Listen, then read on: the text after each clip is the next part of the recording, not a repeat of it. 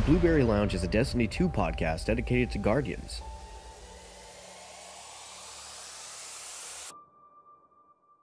Finish them.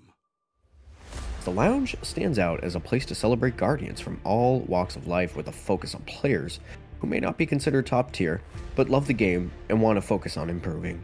We interview Guardians to find out more about them, discuss our relative interests from weapons to builds, the various activities, maps, strategies, and more. Looking forward to it, Guardian. The Blueberry Lounge. Yes! This is amazing.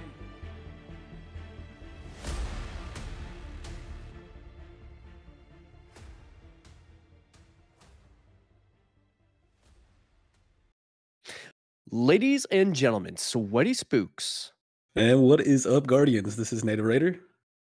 And we are The Blueberry Lounge. Holy shit, did we get it? I'm not sure. I don't know. We'll have to hear it on the playback. Yeah. Oh, well, we try this every time. I don't know if it's a fail, but I guess we'll find out.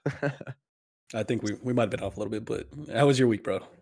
Oh, man, it's been busy. I just finished doing my 1,000-yard stare video. That's just uploaded now.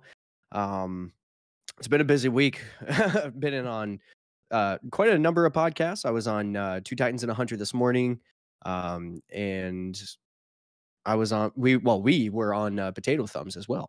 So that was, shout out to the Potato Thumbs podcast for having us along. Really appreciate you guys. Yeah, absolutely. That was a good time. If you guys haven't heard it, go check it out for sure. So what have you been up to this week? Working. Got sick last couple days. Today it hit me pretty hard, but I think I'll be good to go tomorrow. But did a little bit of streaming with you. We hit some comp. Yeah, it was like a good 3-hour stream. First time I actually was able to figure out how to get my voice and the Discord chat in while playing on Xbox and recording through OBS. It was tricky, but I figured it out. Did the raid as well after that. Again, it's been cool. Yeah, we had a blast with that stream. Absolutely. I think I've been tampering around with a little bit more of my streaming and thinking, okay, well, I think I might have a little bit more of a consistent schedule that I've been noticing anyway. So like Tuesdays, I definitely seem to jump in on Tuesdays. So I figure I'll just stream whenever I jump in on Tuesdays. Why not? And then Fridays, it's usually like trials day. So maybe I'll start streaming my trials. And then, yeah, well, I'll just stream in all my trials. I'll be live for all of that. That'll be a lot of live time. So yeah, I just kind of figuring that shit out. You know what I'm saying? Yeah, same here, man. I mean, you're way ahead of me in the whole streaming gig, but I'm starting to figure it out, and it is kind of fun. I do enjoy it. But Hey, we do we're helping each other out. a guest for this show, Mm-hmm. and I'm excited to introduce him, Mr. Kato Valermos. How are you today? No, not too bad. Hey, welcome to the Blueberry Lounge, my friend. It's been a long time coming, I'd say, especially for this show. Yeah, I mean, you guys aren't that far into it yet, so. No, not yet, but Double technically digits. speaking, BBL technically is approaching its first-year birthday soon. Technically. That's true. Dude, Yep. I was super excited to see you guys started it back up. Yeah, for sure. Shout out to PTP for kind of helping us on that too. Not just PTP, really. It's the Owl Sector Alliance as a whole, honestly. Let's be real here. For sure. Yeah, But- and this does put us in the double digits. So this is episode 10. That's right. I've never hit double digits before on my own podcast show. So, hey, here we are. We got no signs of stopping, and we got a show. Mm-hmm. All right, so I'll go over the agenda real quick before we hit the guest interview. So first up, we'll do a guest interview and get to know Kato a little bit more. I know probably most of the people listen to us already know him, but then we'll dive into our show topic, and we're going to be talking about build crafting in the PvE and PvP. We'll be going through all kinds of stuff on that and talking about Strand and just all the new stuff to build crafting that they've changed so much. We'll go into the Crucible update, and we'll talk this week at Bungie. Then we got quite a few questions from the community that we'll get into, and then announcements, and it's a show. Absolutely. Let's do it. So let's start off with the guest interview. So Mr. Kato Valermos. I always like saying it like that. I just like, messing with it. It makes it fun. I always picture like this dark high elf or something with ultimate power. Yeah, I always think about boss when I hear that name. I love it. But enough of us telling the people about Kato. Kato, why don't you tell us about yourself? I mean, there's not a whole lot. I'm not a really that interesting of a person. I just happen to, game and be part of the communities. So I would beg to differ. Let's see of the nature of vraps. Well, Gato, how did you get your start in gaming? Um, actually, kind of late to gaming. Later in life, I didn't really game as a kid. Um, I'm the youngest of 8 by Ooh, big family. so my mom has 2 daughters. My dad has 5 daughters, and I'm adopted. So my mom adopted me from birth, and then my dad came later in life when I was probably 4 or 5, somewhere in there. So I didn't have any siblings growing up, so I was pretty much an only child because Right. my youngest sister is 12 years older than me. Damn. So, yeah, holidays are interesting.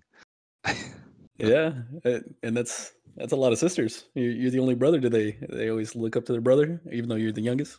Yeah, yeah. The uh, the youngest and the most responsible, I feel sometimes. So I didn't really have any interest in gaming growing up. I had friends that did. I had friends that had consoles, and you go over there and stay the night at a friend's house and stay up all night playing a game. It was fine. It was fun, but personally, it didn't start till I think probably after I graduated high school and started traveling for work, finding something that to kill time when you're staying in a hotel. So I ended up buying a PlayStation 3. Did mostly RPGs, just nothing that was online because hotel internet is oh so wonderful. And then it kind of progressed from there. Um, really didn't do a whole lot of online anything until probably a year before I started playing Destiny or so. Which, current hot topic because it's open beta for Diablo 4. I Mm. played a lot of Diablo 3. Like There's a actually lot. there's some pretty cool season 28 rewards right now. I just started a new seasonal character because of it, so I was like, yeah, you know what? Diablo's pretty cool right now. Don't tell me that, man. I know I can't dive into it too far myself. I get too much in Destiny to do. Right? This is the Mhm. problem. I just started going through the story on my alt character for the first time today. It was only for like 2 hours, but it was like the first 4 chapters of Legendary, so why not get it done? Right on. I've never played Diablo. You are It's a missing lot of out. fun. Yep. Yeah, it's just a dungeon crawler thing, right? Oh, but the loot is where it's at. It's all about the loot, man. Is there You any think kind of PvP aspect to the game, or nah? Not quite. I don't know about the beta number 4. I'll say prior to the newest because I don't know anything about the newest one yet. I'll say no. Okay. I mean, you can invite your friends. That's about all. But yeah, exactly. It's just a group smash, basically. Yeah. It's one of Interesting. those like mindless grind games. You think Destiny's bad for a grind? No. Yeah. Yeah, That's interesting. I used to get that question all the time if I played Diablo because my very first gamer tag on Xbox Live on the original Xbox was Diablo 77. I'd be like, "Oh, you play Diablo?" It's like, "No, I never played that." Mm, So I know it's been around for a long time. So, I yeah. mean, what are, some of your other hobbies besides gaming? Uh, so I'm a gearhead, man. Going fast. That's gearhead and a speed junkie. That's I don't know. There's just something about it. So much fun. Being able Yeah. to work on your own vehicle to do something it was not intended to do in the first place. It's that sense of accomplishment. And I mean, it's a lot of fun. Mhm. Sweat, blood, and gears. Yeah, yeah. My dad's a Red Seal mechanic. He grew up in the gears his entire life, breaking his fingers multiple times, having the blue splints across his fingers, and going to work the next minute that it's on there. I've Yep. seen many of those come through the house. It, that's actually part of the reason I can't do mouse and keyboard when gaming. Mhm. I don't have the dexterity in my fingers because of early onset arthritis and broken digits, and Yeah, the latter. Yep. That's awesome. I want to get more into like automotive. I almost went to the automotive technology school, the big one. I forget what it's called. It's right down the hill in Rancho Cucamonga. But I almost did that. Like I signed up, I talked to them, I was accepted, and then last minute, just like the schedule wouldn't work for me driving down there. But I want to get more into it. Like I could do like all the basic shit. You know what I mean? Like change my tires, my brakes, my rotors. I've swapped my radiator before, but I want to get more into like the performance type shit, and that's something my son loves. So we're probably planning on getting him a little junker, and he likes old school American muscle, and get him something like that, and have it as a project and learn together, I guess. It's a lot of fun, man. It's very expensive though. Yeah, not Like, definitely. oof. I've actually shifted away from cars in the last, I don't know, probably decade or so. It was my dad and I were big into it. After he passed, I lost a lot of interest in it. So then I switched over to motorcycles because it's not any cheaper, but it's smaller, so you can have more of them. Yeah, yeah. All right, so let's continue this interview. What got you into Destiny?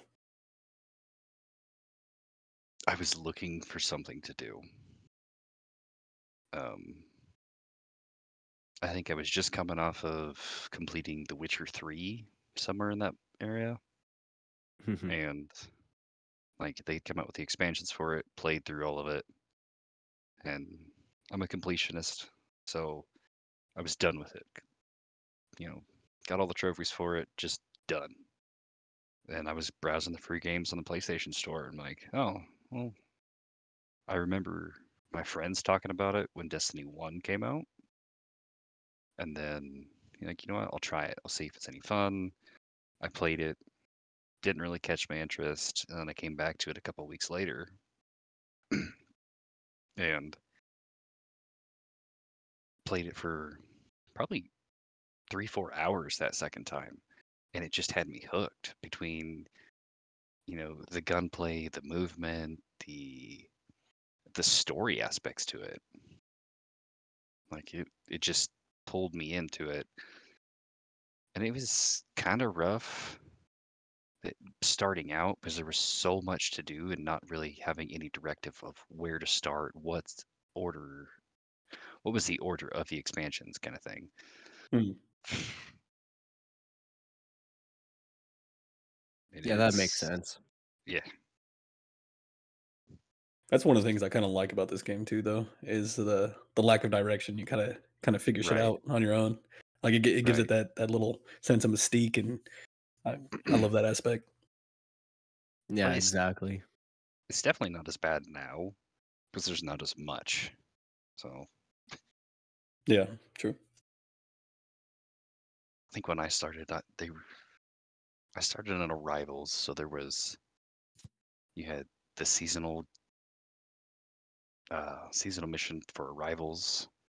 I still had all of Titan, Io, um, Mercury, so Warmind, Curse of Osiris, the Red War campaign. There was so much to do, and none of it really made sense. And now I'm like, man, I miss having all those options. Yeah. Yeah, definitely. Well, earlier I alluded to this, so I mean, let me ask you this, Kato. What's behind the gamer tag? What's the story with the gamer tag? How come Kato Valermos? Um, so when I started gaming, when I was really traveling for work all the time, I wanted to come up with something that kind of like an alter ego, right? Didn't really have to have any meaning, and I really couldn't come up with anything. But at the time, um, used to watch Top Gear all the time when it was still through BBC before Hmm. they, yeah. And they were reviewing, I don't remember what it was.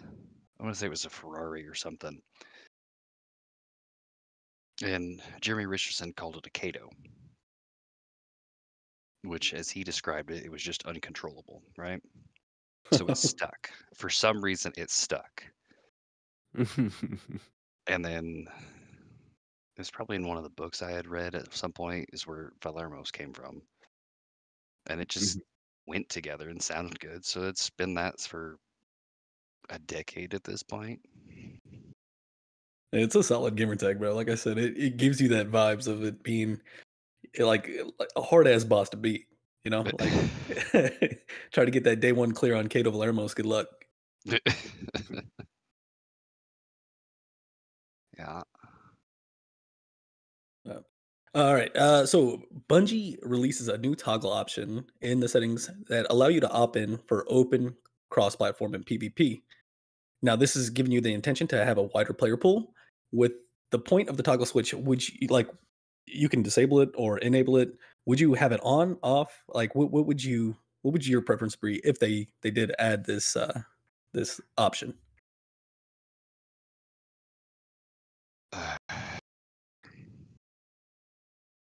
First off, you're a PC player or Right. console. You're PC, right? But PC. controller. Yeah. PC, but controller. So that makes it very interesting to hear your take on this. Right. So I can honestly say, being on PC, playing in PC lobbies for the majority of it, has made me a better player. But on one hand, I can see somebody who's on console where they don't want to be in PC lobbies. And something I guess noticed when I switched to PC from console was there's not per se a big skill gap between console and PC lobbies. It's just when you find those skill gaps, it is a vast difference instead of just a little bit of a difference. Yeah, definitely. So for me personally, I would turn it on and leave it on. I mean, And it feels more of a shock at first. right. So somebody who's always in console lobbies and then they get dumped into a PC lobby, I can see why they don't like it. So makes sense. Yeah, that's perfect because I'm a console player. Sweaty's PC mouse keyboard, and then you are PC. It's like we got you're the hybrid in the middle. You know what I mean? Like we got the trifecta here. Yeah, there's definitely things you do on mouse and keyboard you're not going to do on a controller, no matter what, Yeah, you know. But unless you're Bungie, cracked. yeah, I feel like Bungie's done a pretty good job of balancing the input methods compared to, I mean, they could do nothing. Right. Nah, I agree with you 100%. All right. So, for the last part of our interview section, we do this little thing called the Wheel of Misfortune. Kato, are you familiar with the Wheel of Misfortune? Yeah. All right. He need not, no explanation. All right. No. In that case, I'm going to pull up a RNG generator. You pull up your dim, and we'll report back to each other once we're ready to go here. Yeah, I'm gonna do it this time as well, and I will be deleting. You don't gotta Okay. delete Kato, but I will do it right here. Oh, I probably will too, honestly, depending on. All right. Just for proof, I'm gonna put this on my streaming screen so everybody can see. I've updated the values to be random numbers between 1 and 3. And basically all I have to do is click this go button. And what do we got? We get a 2. So that's gonna be an energy slot weapon. And let's see what you pulled. Ooh. See what we got here. I'm gonna pull up dim as well, see what happens for me. Yeah, this one can go. That's fine. I ended up with a Stars and Shadow. Stars in Shadow. What kind of a weapon is a Stars in Shadow that people out there may not know? High impact pulse rifle, 340 RPM. I mean, it's unfortunate because I kind of like this role, but you know. Yeah, I got a punching out sidearm. You did say energy slot, right? That is correct. Yeah, I got punching out sidearm, and that's that rapid fire frame. This one's pretty decent. It's got snapshot, encore, armor piercing rounds, and corkscrew, and it is going into the trash. Thank you, Will. You I bastard. am Yeah. I am definitely not deleting mine. Oh yeah. Yeah, I pulled my Mortal retold adept. tale. No, okay. Oh. Top slot. Yeah, retold tale. This is a snapshot sights, quick draw, accurized rounds, and a choice of either barrel shroud or full choke on a stability masterwork. I am not getting rid of that. Yeah, that's pretty solid right there. Yeah, the only thing it pulled that I would not get rid of is it pulled my breach light. That would be unfortunate. Out of Yeah. curiosity, though, let's see what it pulls up a second time just to see if we can get something else here. Oh, it's a different shotgun. This would be Ganora's axe. Yeah, I would totally get rid of this one. So let's see. This one's a range masterwork, however. Oh my goodness, with opening shot and threat detector, light mag, and corkscrew rifling.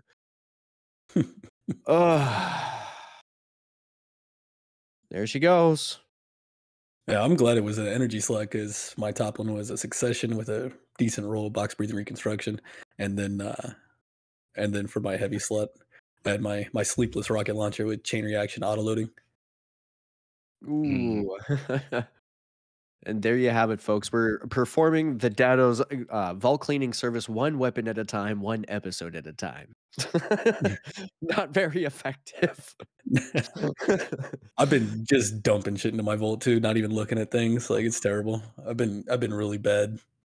And once it gets full, there's a get rich quick day. Yeah, which Yeah.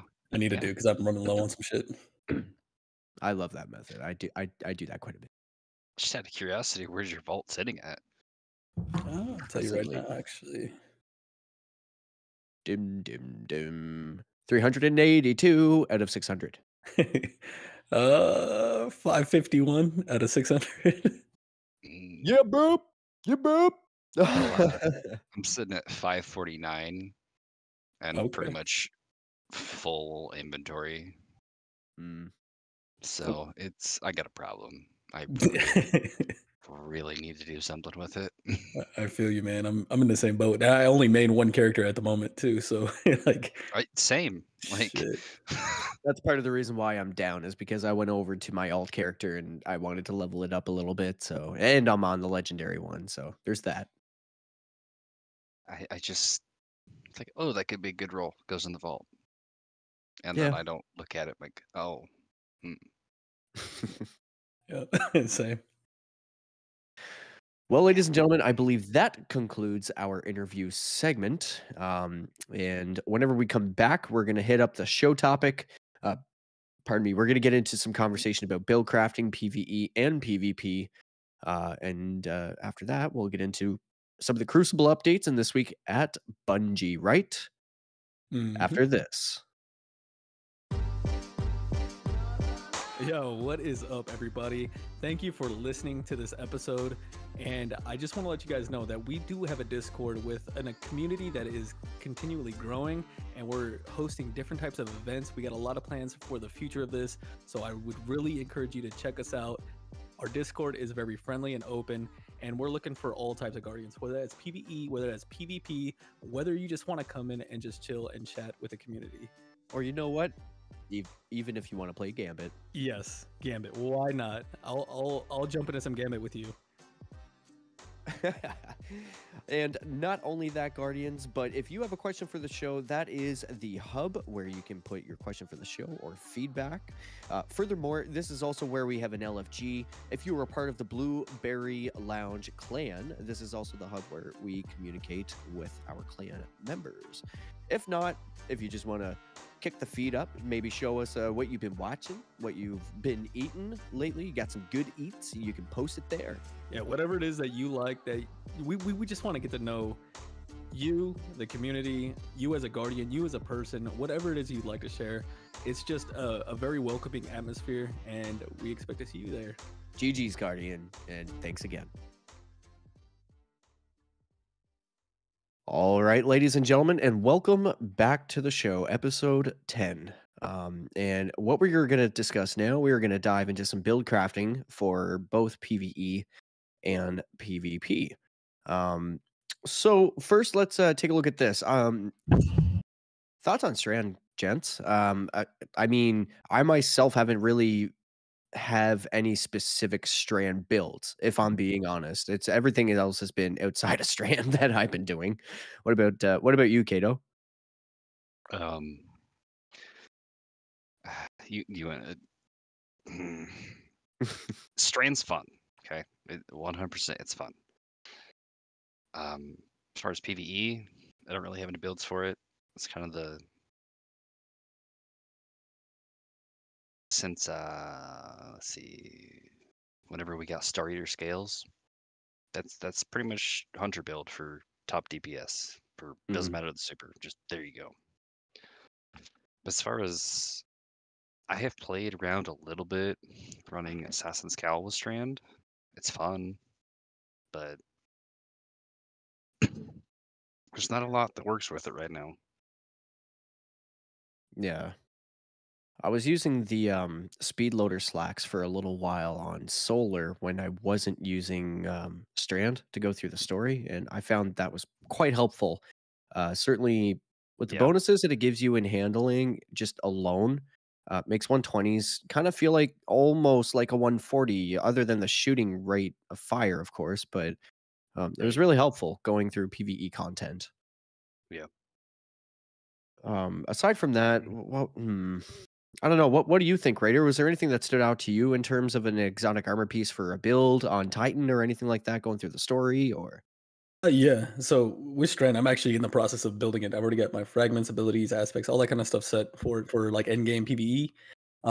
But yeah, the Titans they got the Bay and Leap leg armor that gives you that Dranger Lash, sends out 3 and suspends people. So I mean I feel you're running Strand in especially end game type PvP, especially with what you can do with champs for the suspend effects on stops. It's Mm, nice, man. And so that's what I'm working with right now, and I'm pretty much done. I got all my mods set. I'm working the weapon configuration now, trying to figure out which weapons to run. What? That's the last piece. I even got the fashion already done too, bro. He's looking quite Hey, swaggy. He's looking like a like a jester or like a disco cowboy, since I do have mhm. that hat now. So yeah. And I've been seeing a lot of Starfire Protocol on Warlocks, quite a Mm. bit, Yeah, that's the if I remember correctly, that's the mainly because of the seasonal artifact. and the scorching Yeah. stacks behind it, and everything go boom with the snap. Yeah, Yeah. I wanna definitely dive into that too with those firebolt grenades. I've been seeing them a lot actually in PvP. We Hmm Oh were yeah. just seeing it before this, me and Reaper Zay. Shout out to him Yeah, from the Blueberry Lounge clan. yes, sir. I was just running with him, doing some comp, and yeah, they were all over the place, man. It was ridiculous. Yep, it's pretty crazy. I think with Starfire, it also like I don't know. I can't remember the build right off, but I know there's something in there that expands the range at which it can hit something. Um, it's just crazy because you lose like half of your health like immediately, and then they just jump you. Oh yeah, the Yeah. scorch stacks are ridiculous too. Like it jumped me, and it was a warlock. I'm assuming he was wearing that Starfire protocol or whatever, but it gave me 60 sacks of scorch, and I'm running for my life and waiting. Health's not going to regen while you're getting scorched, so I could see it being very viable in PvP because it was happening to me. Yeah, for sure. I know the Peacekeepers has been strong in Crucible, certainly with a certain adept SMG we'll not mention here. The unspoken, shall we? No, I'm just kidding. By the way, I say this as a joke in reference to the Potato Thumbs podcast. If you'd like to find out more about that, go check them out. Um, you'll actually catch me using that in my latest YouTube video on the 1,000-yard stare, pairing it with it. So I can't. I'm in no position to say anything. Yeah. Mm, But yeah, no. In terms of PVE, I guess I haven't done a whole lot of PVE myself. I've been doing the story, but like I haven't been doing a whole lot of nightfalls or like anything like that. Basically, just been doing like the weekly story mission for the Ascendant alloys for crafting because I do participate quite a bit in the crafted weapons. Yeah. I don't know. What do you think, Raider? Um, yeah, I mean, I've been doing the only end game, I guess you can call it, is Root of Nightmares, which is like a dungeon almost. That's all I've really been doing. I've done the Lost Sector, the Legend Lost Sector solo flawless thing for the or for the rep. What is it called? Guardian rank for Guardian rank. So that's Right. about it as far as end game PvE. I mean, we're gonna have. I think Master is coming to the raid soon. I want to say Next next week. update. Yeah, which Yeah. we'll dive into Next that. That week. is in the TWAB. So that'll be the next one to really test out some good builds against that, and then of course when GMs come around. But I was curious about your guys' thoughts on the artifact rework. What do you guys think about that? Do you like it? Do you not like it? Like, what's your guys' thoughts on how the artifact works now? Well, I do. There's cons and pros and cons, I guess. Some of the cons are that I wish I could have some more selection. I guess I feel like 12 is minimal at best. I feel like maybe we should have maybe 15, and maybe that three extra might be pushing it. Obviously, Bungie has tested it, and they have decided that 12 is the number that is the golden ticket. So we're gonna respect their decision there, obviously. But I mean, if it were me, I would say that it'd be nice to have like 15, just like three more than we currently have.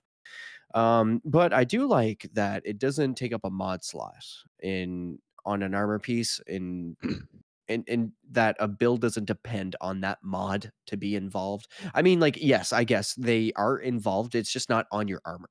They're actively passive, which is what I think is a pro.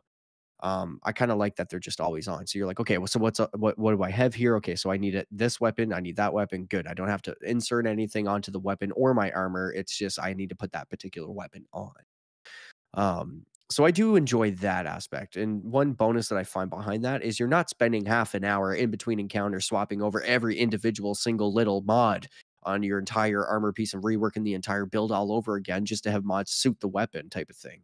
Mm-hmm. Um, Right. that frustrated me to no end. But aside from that, I enjoy the rework in conjunction with the mod system as well. Yeah. What about you, Kato? What do you think about this rework? So I do like it. The fact that like Sweaty said, you're not spending time, that 15, 20 minutes before each per se activity going through changing mods, making things work, moving everything around just because you need, anti-barrier or something. So this way it's already unlocked, it's there, but I definitely do agree that I don't feel like 12 is enough.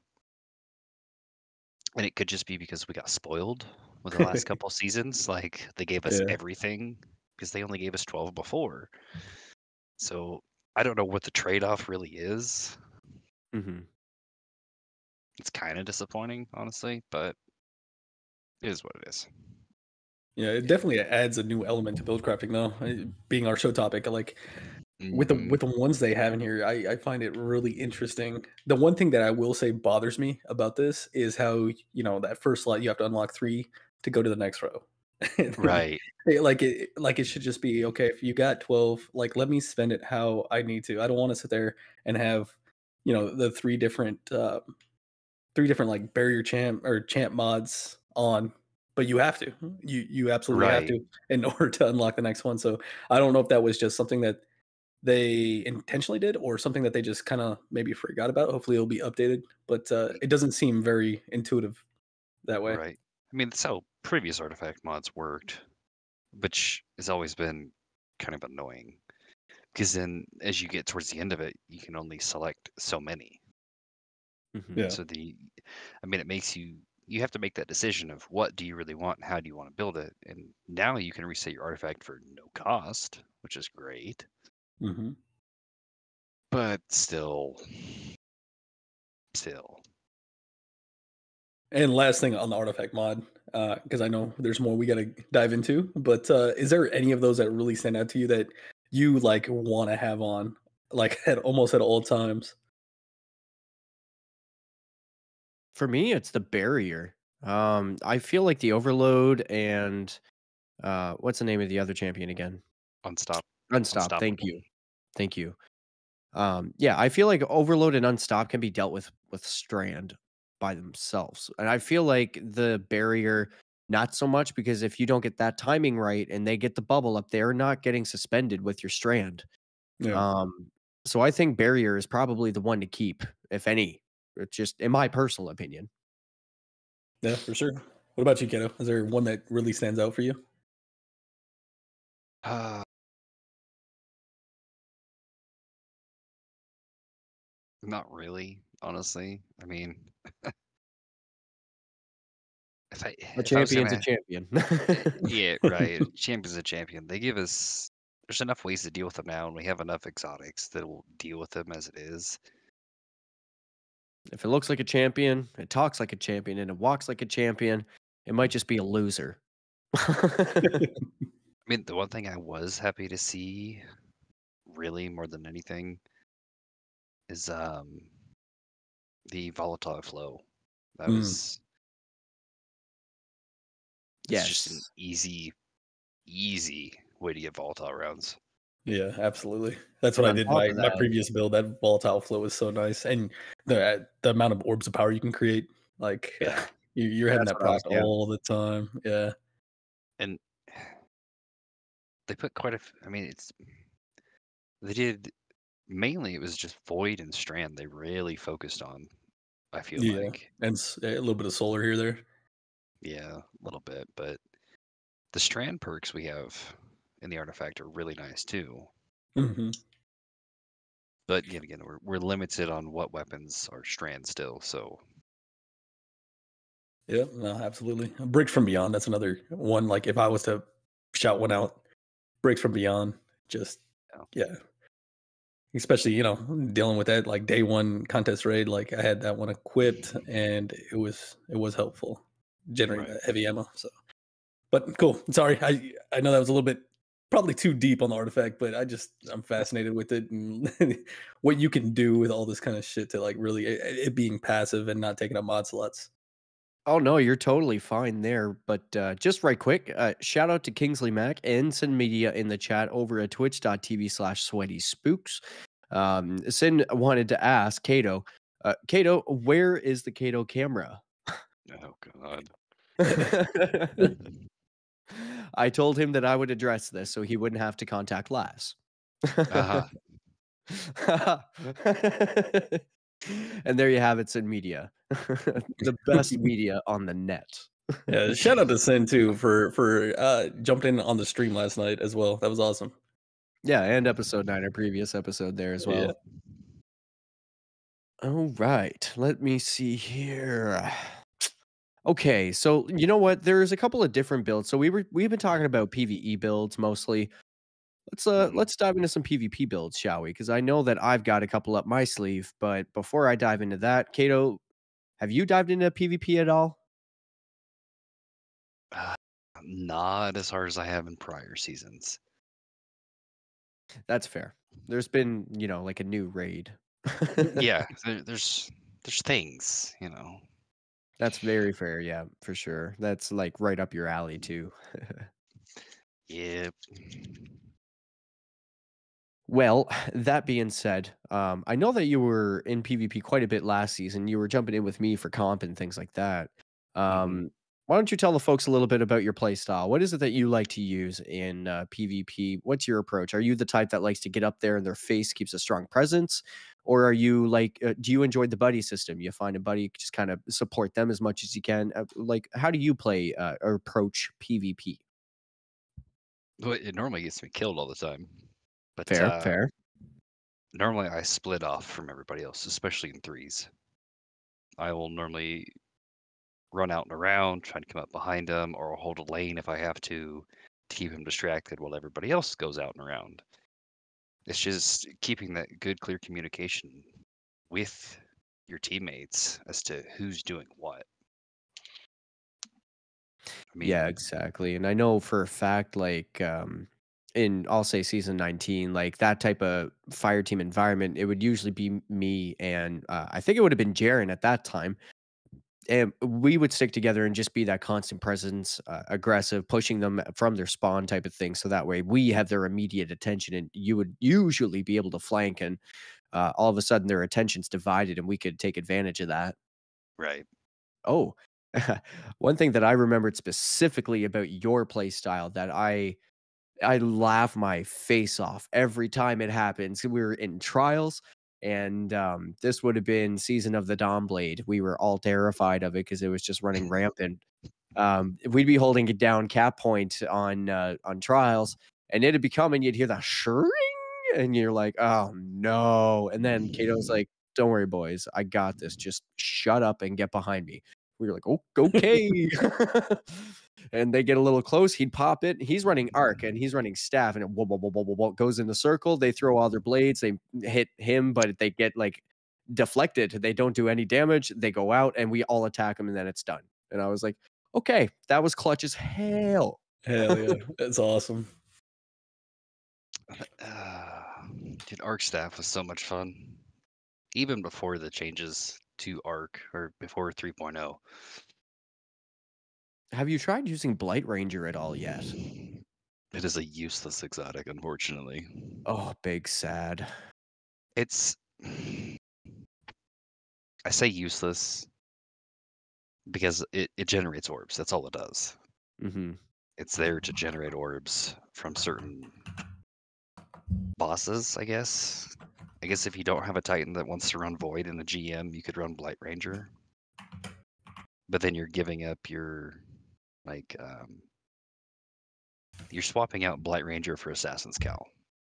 Okay, and in a GM, I'm good. No thanks. Well, I was even just thinking on the PvP aspect because of your play style with that your arc staff. The thing about this one is that it reflected projectiles deal 650% increased damage, but I suppose the big thing about that is it's kind of niche, isn't it? Right.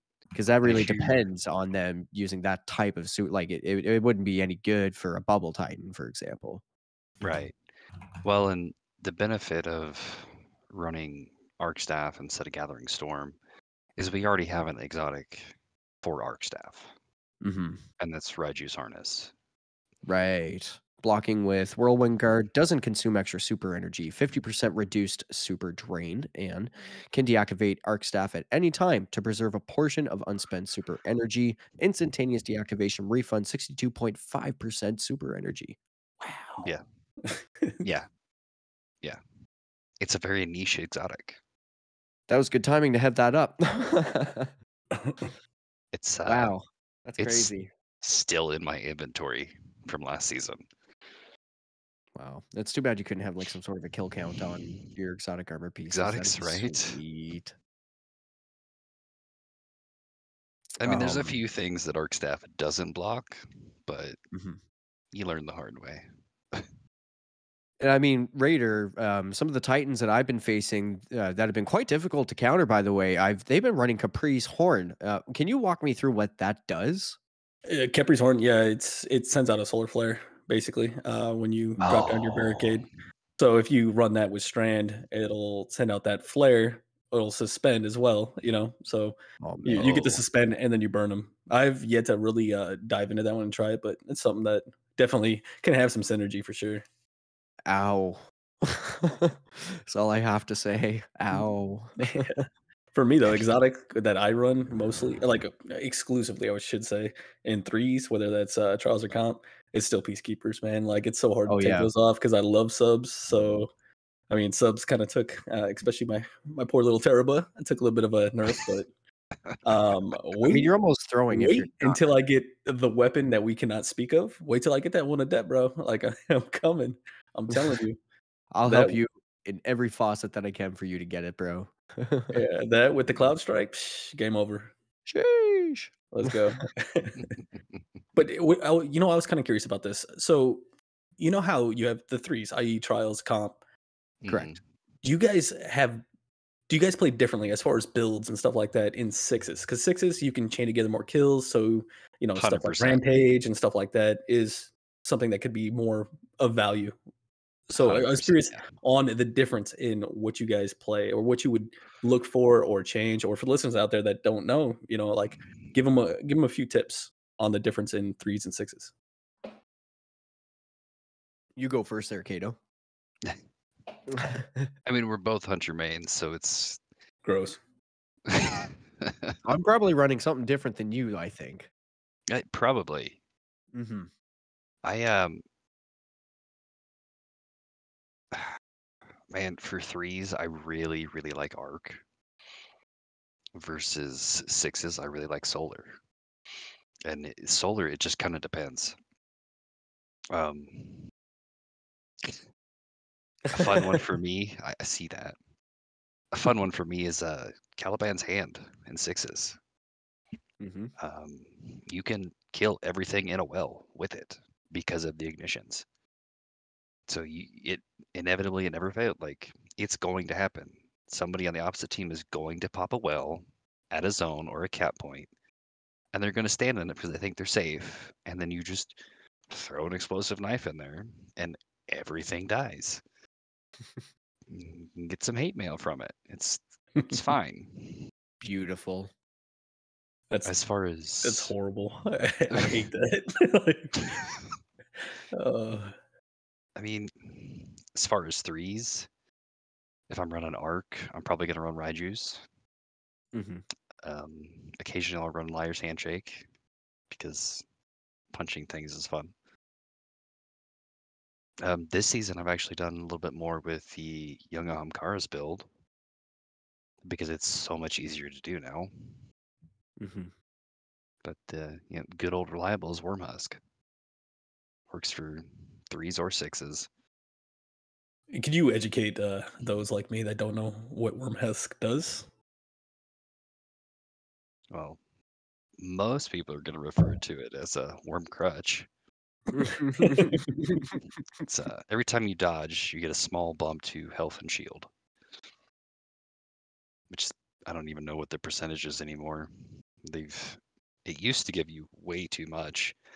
Now it's enough that, like, say you're peak shooting Mhm. and you're critical, dodge back into cover, and you're close enough that if they push, you're going to win that gunfight. Damn. Hey, could that be paired? Because I don't know, man. I don't play Hunter, but could that be paired with that Radiant dodge as well? So could Mhm. you have that? So now you're Radiant, you're powerful, you got Overshield. That's broken. Uh-huh. Come on, man. That's not fair. It's not broken. No, What? How? what is broken is Lucky Pants and Ace of Spades with Radiant Dodge. That is broken. Yeah. Okay, I can see that. What about you, Because Sweaty? What are you running, or what the difference in the two as far as threes and sixes? Well, I run the same build for both threes and sixes. uh, okay, so I am running Void Hunter. Shout out to Matt Goes Buck and his Discord community, the Destiny Build Hub. oh, I'm gonna need a I link. Oh, Yeah, absolutely, it's same. absolutely. I have been okay. This young man had been brought to my attention through his PvP adventure as of recently. He was a PvE main, and over the past year, he's been kind of pushing himself in PvP to push that KD upwards and just seeking improvement. And I really enjoy that type of adventure, obviously, here at the Blueberry Lounge. So, anyways, I started following him on Twitter, and he had put up a link to his Discord one day and just said, "Hey, we're looking to grow our Discord. Please consider joining us." Something super humble like that. And I was like, "Yeah, I really like this guy, so why not? Let's jump in there and take a look." And it was really clean, and really well done how he had it done. But he had this void build for a hunter, and he highlighted the G Falcons. And soon as I seen that, I was like, "Oh, I know exactly where you're going with this. I'm gonna take this idea." I didn't really like study the build or anything. I just like took the idea and I was like, "Let me see what I can do with this." So what have I got going here? I want to see. Can I share this loadout? Really, I can. Okay.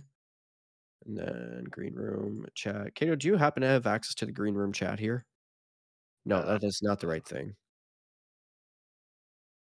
Maybe it's not gonna work.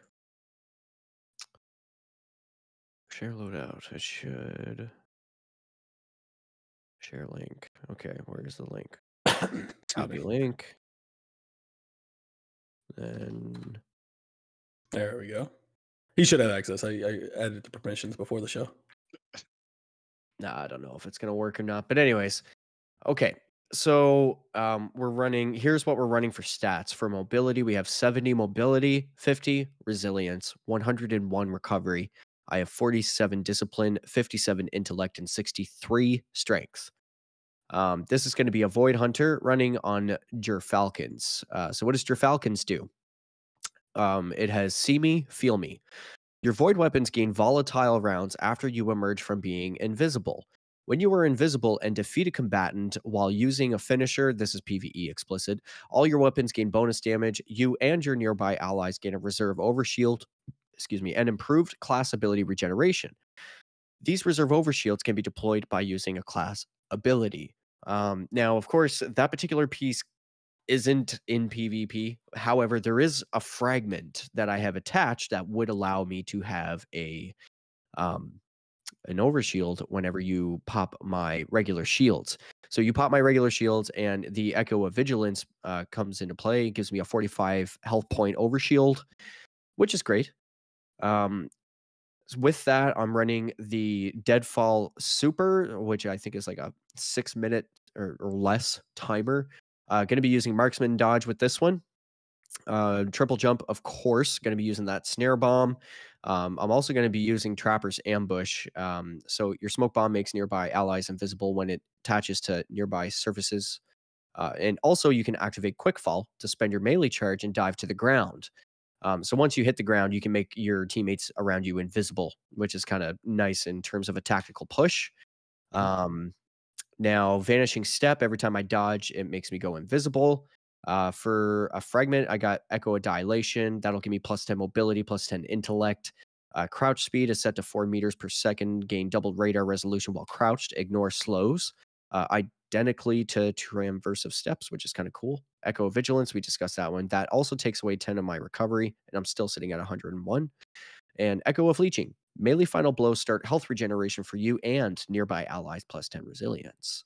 So for my weapons in my primary slot, yeah, I'm using the weapon that we don't speak of. It is otherwise known as, shout out to PTP. This is called the Immortal Adept. This particular one that I'm running has 83 range. That's including the Adept range mod on it. We're running full bore, high caliber rounds, rangefinder, target lock.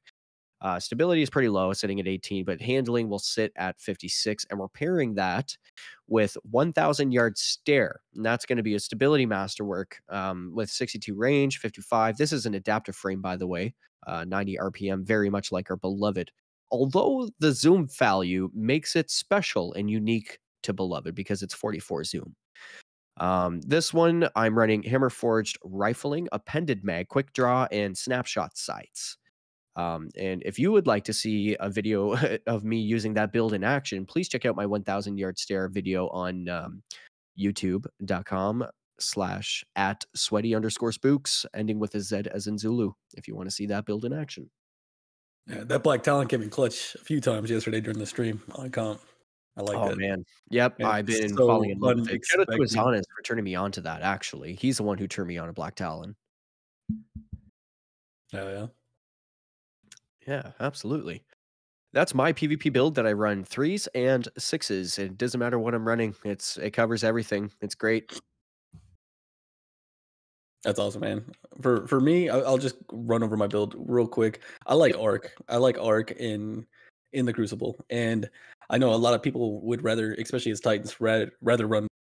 You can have that overshield constant procced, but I like the movement ability that you get with the Striker subclass with Arc. And I don't even run shield. I like the thrusters. The thruster movement, like, it's saved me so many times. And even when you're pushing, because I like to push hard with the build that I typically run. So that thruster, you can get the face, and then I run my Wastelander M5 that's got opening shot and perpetual. I got my out of bounds that has been my go-to. I got 1410 since I got it, and this just came out a few seasons back. That's got moving target rage fighter, and then I do like having that sword with the eager edge. I got the other half on, and of course peacekeepers, and then as far as mods go, like everything is slotted into making the weapon better, targeting, dexterity, unflinching, and on the mark I outreach, bomber, distribution, try to get those abilities back faster. As far as aspects, it's touch of thunder because I'm running pulse grenade, so get those ionic traces when you hit them. It used to be the lightning grenade, or the storm grenade, excuse me. But that got heavily nerfed, and it doesn't travel as far. That was king. But now pulse grenades give me those ionic traces, knockout to make that amplified ability to where you can really run, which is really, really nice in Iron Banner, or not Iron Banner, in Rift. So Rift, like you sit there and you get a kill while with one of your abilities, and you get amplified, and you're running like crazy fast. And then Spark of Resistance, I think, is a must. For the rest of them, you can kind of put on what you want, but Spark of Resistance does come in clutch with that resistant to incoming damage. So, And I know. Oh, go ahead there, Kato. Sorry. Am I the only one that just kind of goes into PvP like the majority of the time with just whatever I happen to have on? Out of this group, probably. Yeah, I definitely spent some time to make sure I got a PvP build on to go in there. Yeah, 100%. Because there's so many mods that just don't work in PvP. You know what I mean? Like they're worthless. You're wasting mod slots on shit that doesn't work against other guardians. Right. Now, I know that we don't have any warlocks here present tonight, and I'm not a warlock main by any means, and I'm not trying to speak on behalf of warlocks, but I will say that there is something to be said to transversive steps in PvP. Now, I know that everybody's been running Ophidian aspects for obvious reasons, but I've been running transversive steps on an arc warlock, just running a hand cannon shotgun for that arc melee, and it's good, dude. It's a very solid build if you can get the timing down and you can have pretty good map awareness. You can use that build to your advantage, but especially with Ace of Spades, you proc Memento Mori, you have the radar up at all times, and it can be very good. Yeah. But real quick, I do want to ask you guys about a couple of new origin traits and how you think it could possibly be viable if you've used it yet, or if you want to try to experiment with it. But one of them, it's from the raid from Root of Nightmares, called Harmonic Resonance. And I feel like this could actually be really solid. And it's if you have multiple weapons equipped, you get a buff. Kind of like think of like the Division with the stats, or you have that set and you get bonus stats. That one, yeah. Final blows of energy types matching this weapon's alignment grant increasing damage for a short period of time. Light final blows boost arc, solar, and void weapons. Darkness final blows boost stasis and strand weapons. Community insights being, upon getting a kill from any source matching the alignment, either light or darkness, of the weapon, grants 20% increased damage for 6 seconds. And then, of course, that'd be like your light alignment and your dark alignment supers. Yeah, that's a paracausal affinity that I think you were just explaining. Yeah. Yeah. Which that one I could see a lot. I'm talking about the origin trait Harmonic Resonance from the raid. Nah, yeah, all good, bro. Like that's a good one to shout out though. I totally forgot about that one because I see that have a lot of build potential with paracausal affinity. Harmonic Resonance, you're good, bro. Like, no, I'm glad you shouted that one out because that's not even in the show notes, and that should be, because that one is definitely going to be something I experiment with when we come to build crapping. But Harmonic Resonance, it's equipping multiple weapons of the set, grants increased reload speed and handling. And then as far as the PvE side of it, it also deals increased damage to Tormentors, Lucent Hive, and Guardians using their supers. So like, I see that now. I had my mouse over to the wrong perk. That's right above it. My bad. Damn. But I actually kind of played with this a little bit, and I equipped 3 different, in your 3 slots of weapons. I had that equipped, and bro, the reload speed is kind of sick. Like, it is ridiculous. I could see it being possibly nice in PvP. I haven't ran it in PvP yet, but you got the pinpoint slug shotgun. This is obligation from the raid, and then what is the name of? I think what was Kingsley calling it? Like I think it was like the ball sack sidearm or something like that. Oh, yeah. That's what I M- was just looking at. yeah, Michael's Um, Revenants. That's what it's Yeah. called. yeah. Yeah, that one's actually I've used that in PvP. It slaps, bro. Like it is solid. I just need to get a good roll on it, or get it crafted because obviously they're all craftable. But running those together, and then you can throw on Carax's Distress, which is a grenade launcher from the raid. Like you're gonna have that 2 times procced for that harmonic resonance, and the reload is really nice handling too. Those are 2 things that really come in clutch in PvP. But have you guys experimented at all with harmonic resonance? Not that one as much as I have with nanotech tracer rockets, but we'll get to that in a moment. Yeah. Yeah, for sure. What about you, Kato? No, I don't really have very many of the raid weapons. I think I've ended up with the auto rifle and the shotgun, and I've kept the auto rifle is about it. Everything else has been kind of garbage rolls, so they just got deleted, turned Yeah. into material. I mean, I don't know if anybody else feels like this, but I kind of feel like origin traits are kind of underwhelming. Like Yeah. they do a thing, kinda. Does that make Yeah. sense? Unless it was that exotic, Quicksilver Storm, like, but that's not even the same one. But No. I found on that particular excuse me, on that weapon in the raid, it came in clutch, but like I said, Oh it's yeah. it's it's an exotic, it's not the legendary versions. I have not felt that amount of success on the legendaries. Yeah. Well, speaking on that, what about that nanotech rockets? You guys try that in PvP? I know Reaper was playing with him. He loves using Quicksilver Storm in there, and I know that's not technically the trait, but it is inherently for that one. I mean, Quicksilver has always done that. Quicksilver was good when it launched. Mm, Mm. I don't really know why people quit using it. The meta the newness wore off of it. It's like, oh, on to the next thing. I mean, Synchronic Roulette as an example, that does have the nanotech tracer rockets. That can come with kill clip and other of those highlighted PvP perks. Hmm. I think people are just interested in other things right now because that is a 600. But I mean, if they can choose between that or the Immortal Adept, they're gonna go with the Immortal, right? Because it takes up the same slot. True. So I think that's a part of the reason why we don't see it as much. But I mean, in terms of PvE, like it slaps. It definitely helps. Yeah.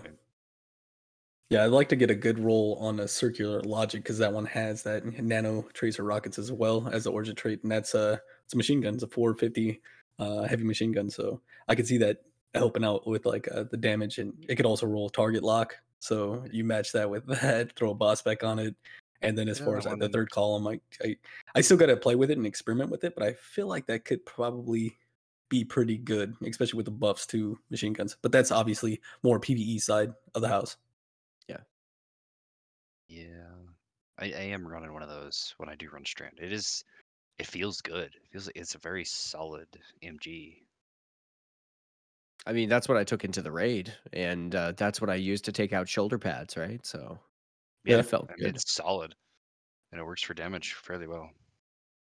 And I Yeah. mean, you get the benefit of the artifact perks that go with Strand, so that way it takes away, Right. well, it just kind of you can use more points into a build or something like that, or focus synergies that way.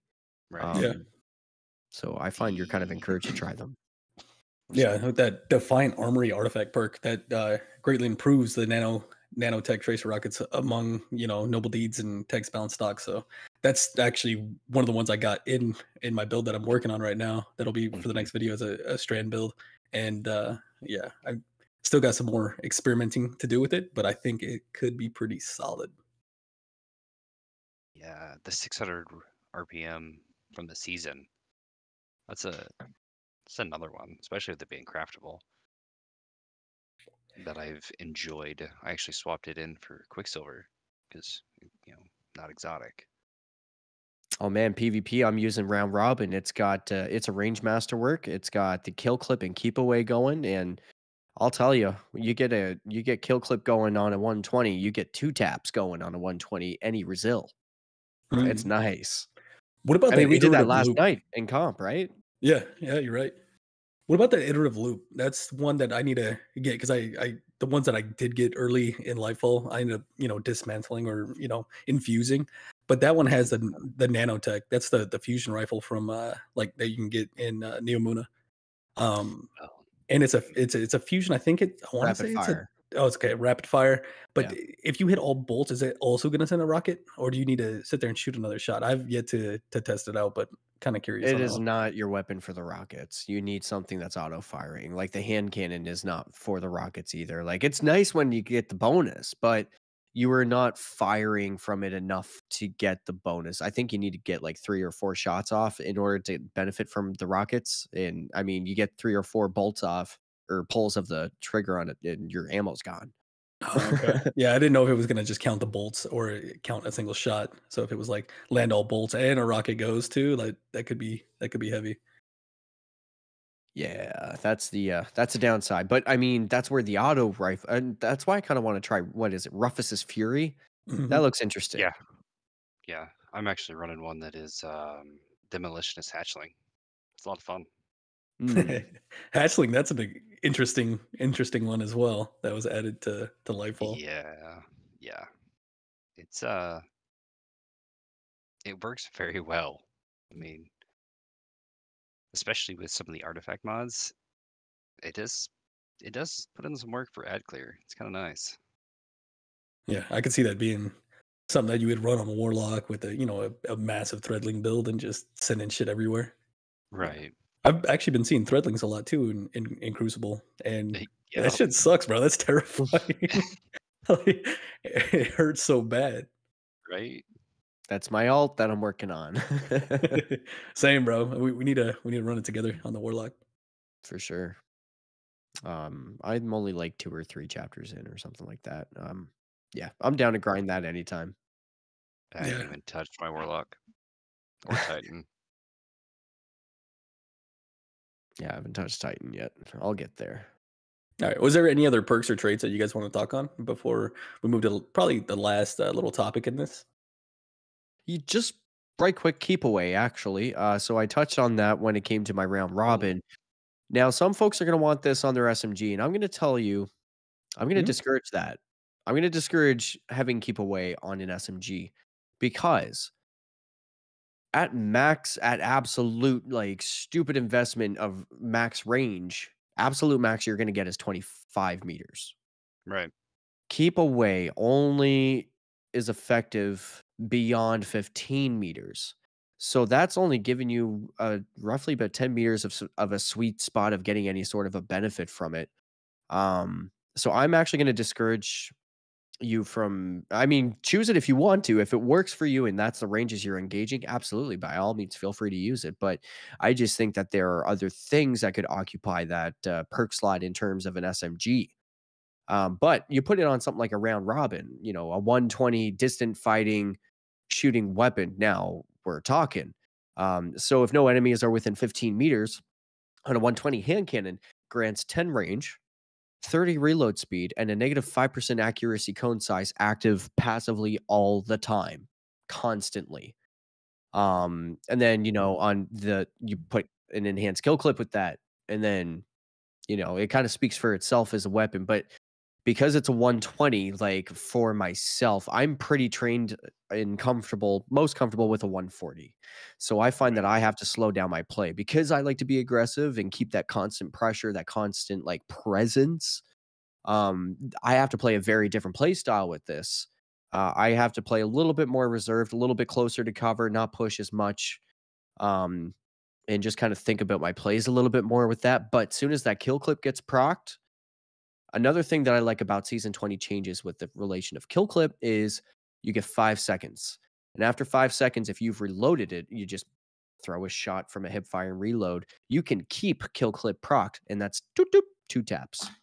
Mm. So, it's just a certain play style, but, like, there's a feel to it, and I think there's something to be said about the non-existent data-driven, um, feel stat, if you ask me. It's kind of the same logic behind why some folks, who both maybe you can have 2 people that like sniping. Some people might not like the aggressive frames with the higher zoom value, but you could also have someone who would prefer the lower zoom values that maybe don't hit as hard. And that just comes down to that feel factor. So there's always something to be said about that. Like me myself, I really enjoy running some of the aggressive frame snipers. They are a higher zoom value. So as an example, I could think of Silicon Uroma Adept, one of my favorites. It's got snapshots and opening shot in conjunction with, I think it's a 50 value zoom, if I'm not mistaken. Um, it just feels really good, and it takes up that kinetic slot. Now, if I wanted that same feel in my energy slot, well, I had 2 weapons actually. The Halloween event that just recently passed gave you one, and it was the Mhm. Macabre, but I had one that was statistically better. Thank you to Iron Silicon Man. Silicon Euro Silicon is 43 zoom. Oh, is it? Okay, Yeah. okay, okay. I didn't have, the stats in front of me. Yes, it is 43, perfect, thank you. Uh Yeah, I got a weapon that if you don't already have it yet, I got a good roll and I kept it in the vault. I just pulled It it would have up been the and 150 that I was thinking of, my bad. it's the 58. Volta bracket, the new strand, and it's an Right. aggressive frame. You like aggressive frame, but Oh, that one also comes with like I got a decently rolled one. It comes with keep away, which I mean you're not really yes. caring too On a much about sniper, the range or the reload speed, but it does have that -5 in the accuracy cone size. So it's yes. going to be way stickier. I got that one rolled with opening shot. So opening shot keep away. I've yet to pull it out, and I'm glad you brought this up because I'm gonna actually throw it over to my character and probably test it out So a little bit. But opening shot, you're also, with that, you're decreasing your accuracy cone size by -5% and the cone growth -10% as well. So you're having that double accuracy buff to Volta bracket, which is an aggressive frame. I Mhm. I don't know if you have that specific role yet, I have it but crafted actually. oh, there you go. Shit. That's an interesting one though, for sure, when it comes to that keep away. Because I mean, you're sniping. You're not going to be within 15 meters most of the time when you're sniping, so it should be right. procced. Mhm. So I actually have a phylotactic spiral, which is the pulse that is craftable. Have either one of you used it yet? Not yet, no. No, So I I have have not. one with kill clip and keep away, and I haven't used it a whole lot in PvP, but it's slowly becoming a favorite, even though it's an arc pulse rifle. Yeah, that means a little bit heavier of a mod investment. Right. Yeah, I With get you that there. with that one having the nanotech tracer rockets, have you noticed those popping off when you're, Yeah. in Crucible? Okay, cool. Yeah. Oh, sorry, you go ahead there, Kato. Didn't mean to cut you off. No, I'm pretty much done. Ah, I was gonna ask you guys, in terms of the Iron Banner that just passed, did you guys get to try the Joram's Claw as of yet? I have not. I have Okay. one. Does that count? That counts. I haven't used mine, but I have one. Let's Uh, see. Mine's gonna be a reload masterwork, which is always the big sad, but everything else I like fluted barrel, ricochet rounds. It comes with iron grip and kill clip.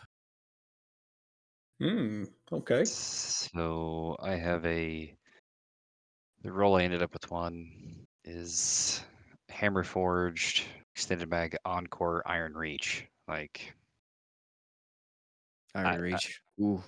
yeah, and it's a stability masterwork. So I haven't tried it yet. Joram's Claw has been highlighted because it's a 390 RPM adaptive frame, in case the listeners out there are wondering. It is definitely worthwhile, in my opinion, to keep a good roll if you happen across one during Iron Banner. So, yeah. Right. I'm not big of pulse, but I'd like to try that being adaptive. I don't care for the high impact frames, the 340s, but adaptives, they do feel pretty good. Well, I'd be curious of how it would feel with Skulking Wolf. So, I mean, let's say you win that gunfight, Mhm. right? You're at low health. Guardian Final Blows with this weapon grant enhanced radar and remove you from the opposing radar. Right. Um, so that's kind of Mhm. like what I'd be looking forward to seeing how that synergy works, I guess. Rather than just having to rely on something that, well, I guess the only weapon I have access to with it would be a shotgun, and that's niche at best. Yeah, and you could pair that Right. with being a void hunter, and then after that is eliminated, going invis, and just staying off the radar the entire game. That's kind of crazy. Yeah, yeah, exactly. But, aside from that, I think that's all the thoughts that I had on any, particular builds and stuff like that. Yeah, you got anything else, Kato, to add? I mean, we could spend hours doing this, but True, very true, very I very mean, true. That I being will, said, oh, I go will ahead there, Raider. I will be having a build coming out soon for Strand, like I was talking about before. This one is actually not using any grapple, which maybe take out the fun a little bit for Strand itself. But that grapple grenade, man, like or the shackle grenade, excuse me, that one is beautiful. And this build that I'm doing is going to be focused into basically like for endgame PVE. Mhm. Um, to sit there and have your woven mail up like almost 100% of the time.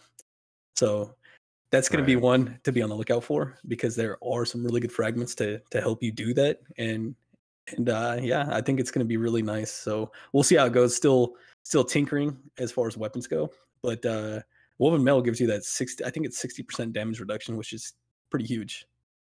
Mhm. So still got to figure out the weapons that I'm going to do with it, but it's going to be like almost like kind of like an unkillable kind of juggernaut type build. So that Yeah. hopefully I can get that out tonight or tomorrow. Perfect. Looking forward to that, dude. Definitely have to throw that in the Discord. Yeah, for sure. I need to go farm for a helmet.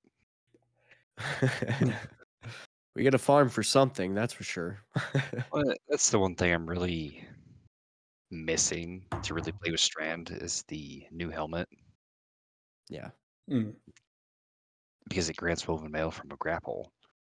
And I feel like with hunters we get 2 grapples, and I think that's kind of the play. The other grenades are fun, but there's so much you can do with that grapple that it's Yeah. almost you almost don't want to take it off. Whereas the other classes, it makes sense to take it off because you get one of them and it takes forever to charge. yeah. That's one of your guys' aspects, yeah? Yeah. They give you the second charge, Yeah. which is grenade, which is an entire Titan exotic, which is kind of bullshit armamentarium. That's exactly what that does. You guys get it in an aspect. Not to sit there and complain, but it's kind of bullshit. Yeah. All right. And with the closing of that segment, ladies and gentlemen, let's move into our Crucible updates for this week at Bungie. And boy, am I ever excited. You know what? Let's start with the LightFall Crucible update. And then after that, we'll follow that up with the TWAB. How about this, Raider? I'll take care of the Crucible update. You take care of TWAB. And then, well, I mean, obviously, we're going to hit points in the Crucible update together, but Yeah, of course. Yep, sounds good, man. awesome. So before I start, I'm just going to say this up front. This is going to be a very TLDR version of the Crucible update. If you'd like to get in depth, a little more in depth, look for information that might be specific or pertaining to you, I'm going to suggest you to go take a detailed read through this. This is full of good information. That being said, let's move right into it. So on March 22nd, Bungie released a article, if you will, the Lightfall Crucible update. I'm just going to read the first paragraph, and we're going to hit their TLDR version of it, and we'll move right into it. So, starting with Lightfall is launched, and we are now several weeks into Season 20. Lots of updates are live, with everything from an overhauled build crafting system to a fresh seasonal weapons and raid loot.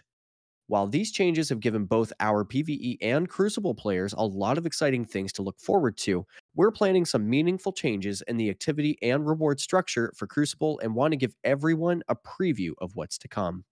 There's a lot to talk about, so here's a handy TLDR of what we're covering. Playlists and offerings. Updates to map and game mode waiting now live. Clash is leaving quick play mid-season. New connection-based matchmaking, Crucible Rotator incoming mid-season. Under the umbrella of matchmaking, we have a data-driven explanation of Fire Team matchmaking. FTMM has replaced Freelance, which is currently live. I can speak to that from trials. Upcoming FTMM adjustments mid-season. Loose skill-based matchmaking settings are changing mid-season. Under the umbrella of our competitive division, we have competitive matchmaking and skill rating explained, future skill ranking and matchmaking system adjustments, upcoming competitive rewards mid-season and beyond, quality of life improvements mid-season and beyond. Under the umbrella of Iron Banner and Trials of Osiris, we have upcoming Iron Banner plans for future seasons, Trials of Osiris Labs with new matchmaking rules later this season, and a preview of Season 21 Trials changes. Under the umbrella and the last one of new and returning game modes, we have Countdown Classic, Countdown Respawn, Countdown Rush, and Checkmate. We want to start with a rundown of items we added in Season 19 and changes we are making to them. So they move into their overall playlist and offerings, and they just begin to discuss their maps and the changes of map weighting there. Let's see. They also share some graphs with us of basically the fire team, or sorry, the matchmaking working in Season 19. They also offer how skill is determined. And let's see. Oh, here's one. They start to get into competitive rewards. So now, the other half of this, they're saying, what do I get for playing in this highly competitive playlist? Currently, you can get an increased Crucible rank multiplier based on your current division, which works in all playlists. Get one roll of Rose Hand Cannon each week per character, which we're all aware of. Find out where you stand, blah, blah, blah, blah. We all know that. But they go on to say, we want competitive division to have more rewards to chase for our most dedicated PvP players. And back when we introduced the system prior to Season 19, we promised more information. Today, we have some at mid-season patch during Season 20. Lord Shaxx will have a new emblem for you if you are Ascendant 3 or higher. There will be a stat tracker that allows you to put your current competitive division rank number on PvP emblems, which is pretty amazing, if I may add. Yeah, for sure. Yeah, I like that emblem. Too bad I'm never going to get it. I'm going to try. We'll see. I'm going to try my hardest. I'm pretty confident if I work really hard at it, I might get it, but we'll see. I'm with you. I want it, man. It's going to be very exclusive. And you know what's even, you know what's also exclusive is in Season 21, they're also going to include a Crucible transmat, which kind of goes along with that, reflecting your rank, and it gets bigger the higher your rank is. Also, what they're going to be doing, however, just a heads up for folks like myself and Fluffy Fingers, MD from the Potato Thumbs podcast, this is for you, my friend. Little heads up, TLDR. The Rose Hand Cannon will be replaced by a new competitive division only sniper rifle for participating in the playlist coming in Season 21, which I'm looking forward to. I can't wait to see a screenshot, what it looks like. I'll be watching. So another fun fact is competitive quality of life mid-season change that'll be coming later this season. Spawn overshield, aka spawn protection. The overshield that you get for a couple seconds when you respawn was originally tuned for D2's launch and has not been touched since then. As anyone who's been killed while respawning can attest, the launch shield values have not kept up with their current sandbox. So they're going to be changing that from a 52 health point base upwards to 150 health points, which is really exciting news. I don't like that one, man. Like I can't stand that overshield that they get off bat on spawn. Like I wish it was just not there at all. It's just my personal opinion though. Yeah, for sure. I mean, have you never been spawn camped? Yes. Yeah. But that was a thing back in the day. Like that was a skill, is how to get out of a spawn camp. Like I used to play like one of my first FPS games was Ghost Recon, the original one on original Xbox, and those were set spawns. I mean, it's going pretty far back in the day, like the launch of Xbox Live, and you could sit there and drop to the ground, turn around, and shoot somebody that knows exactly where you're going to spawn, and that was a skill to be mastered. Because if you can get out of it, you can turn the tides. And I know that that's not the same game as this, but it does irritate me when they do get that res off. Well, and I don't know. So it's not the res, it's only spawn. So if you get revived, you still get the same overshield. So you can still be killed very, very quickly from a res. It's the res one that I was actually talking about, not the spawn one. My bad. Yeah. But like the res overshield is what bothers me. Oh, yeah. the res over shield is still only 52. So it's unchanged. Okay. Now, I'm happy to see that they separated those two because the res over shield, I get what you're saying where you say it's annoying, and I agree. But the animation before you actually, when you're being revived, when you can't do anything, is probably the only reason it's still there. And there's a very, very short window of when you finally get control to that overshield's just gone. It's whether or not you can get out and into cover, or if your teammate that revived you is pushing you as you slowly gain control. Right. Exactly. What do you think about that, Sody? What's your thoughts on that? I mean, I've been spawn camp before, and it doesn't make me have good feelings. So I think it's as simple as that. Well, I think them changing that and pairing with what they're doing to where you spawn and how you spawn, which is in the next Yes. section. Well, I almost feel like they didn't need to do both of them. They just needed to do one of them. No, sorry to derail your flow, bro. Go ahead. Well, No, you're good. You're good. Just touching on that note that Kato just referenced. So it reads here, our spawning algorithms and tuning have not kept up with the TTK, otherwise known as time to kill, and pace of the game as it has evolved over the years. We are committing to a wide-ranging spawn retune across many maps and modes with the goal of getting players back in the fight quicker and, if possible, near a friendly player, but always in a safe spot. Now, it's funny they say this because in my 1,000 yard stare video that I released today, you're going to see me spawn in. And the moment I spawn in, an enemy spawns directly beside me to my left, to which I snipe him with that overshield, and he just gives up right then and there, and I kill him. Yo, you're going to see it. It's silly. But anyways, so I'm kind of glad that they're taking a look at that. yeah. And I was doing some banner earlier, and I spawned in and got taken out with heavy, like immediately. It's like, oh, thanks, Bungie. Yeah, exactly. Another thing they're going to be looking at is lobby balancing. They say now that we have had a chance to take a look at SBMM is affecting the PvP landscape in quick play and comp, we are turning our gaze to lobby balancing. Our current algorithm tries to make matches fair by making the average skill of both teams be as similar as possible. But in reality, what ends up happening at times, the highest skilled players get matched with the lowest skilled players, and they fight all the medium skilled players. We are investigating a new style of lobby balancing that should make the team compositions feel more even in terms of skill allocations while also keeping the balance on the teams as close as possible. So that's good. I've definitely felt that at times, being a point of contention for me. Right. All right, moving on to the last topic that I wanted to highlight from all of this, being the trials topic. That of which we do not confirm or speak of. So, Trials of Osiris. We have a couple of tweaks in for season 20. They said we have enabled currently live in the game FTMM. What's FTMM? A fire team matchmaking dummy, which heavily prioritizes matching like-sized teams against each other. i.e., 3v3s, 2+1 versus 2+1, and all singles versus all singles. And I've definitely felt that.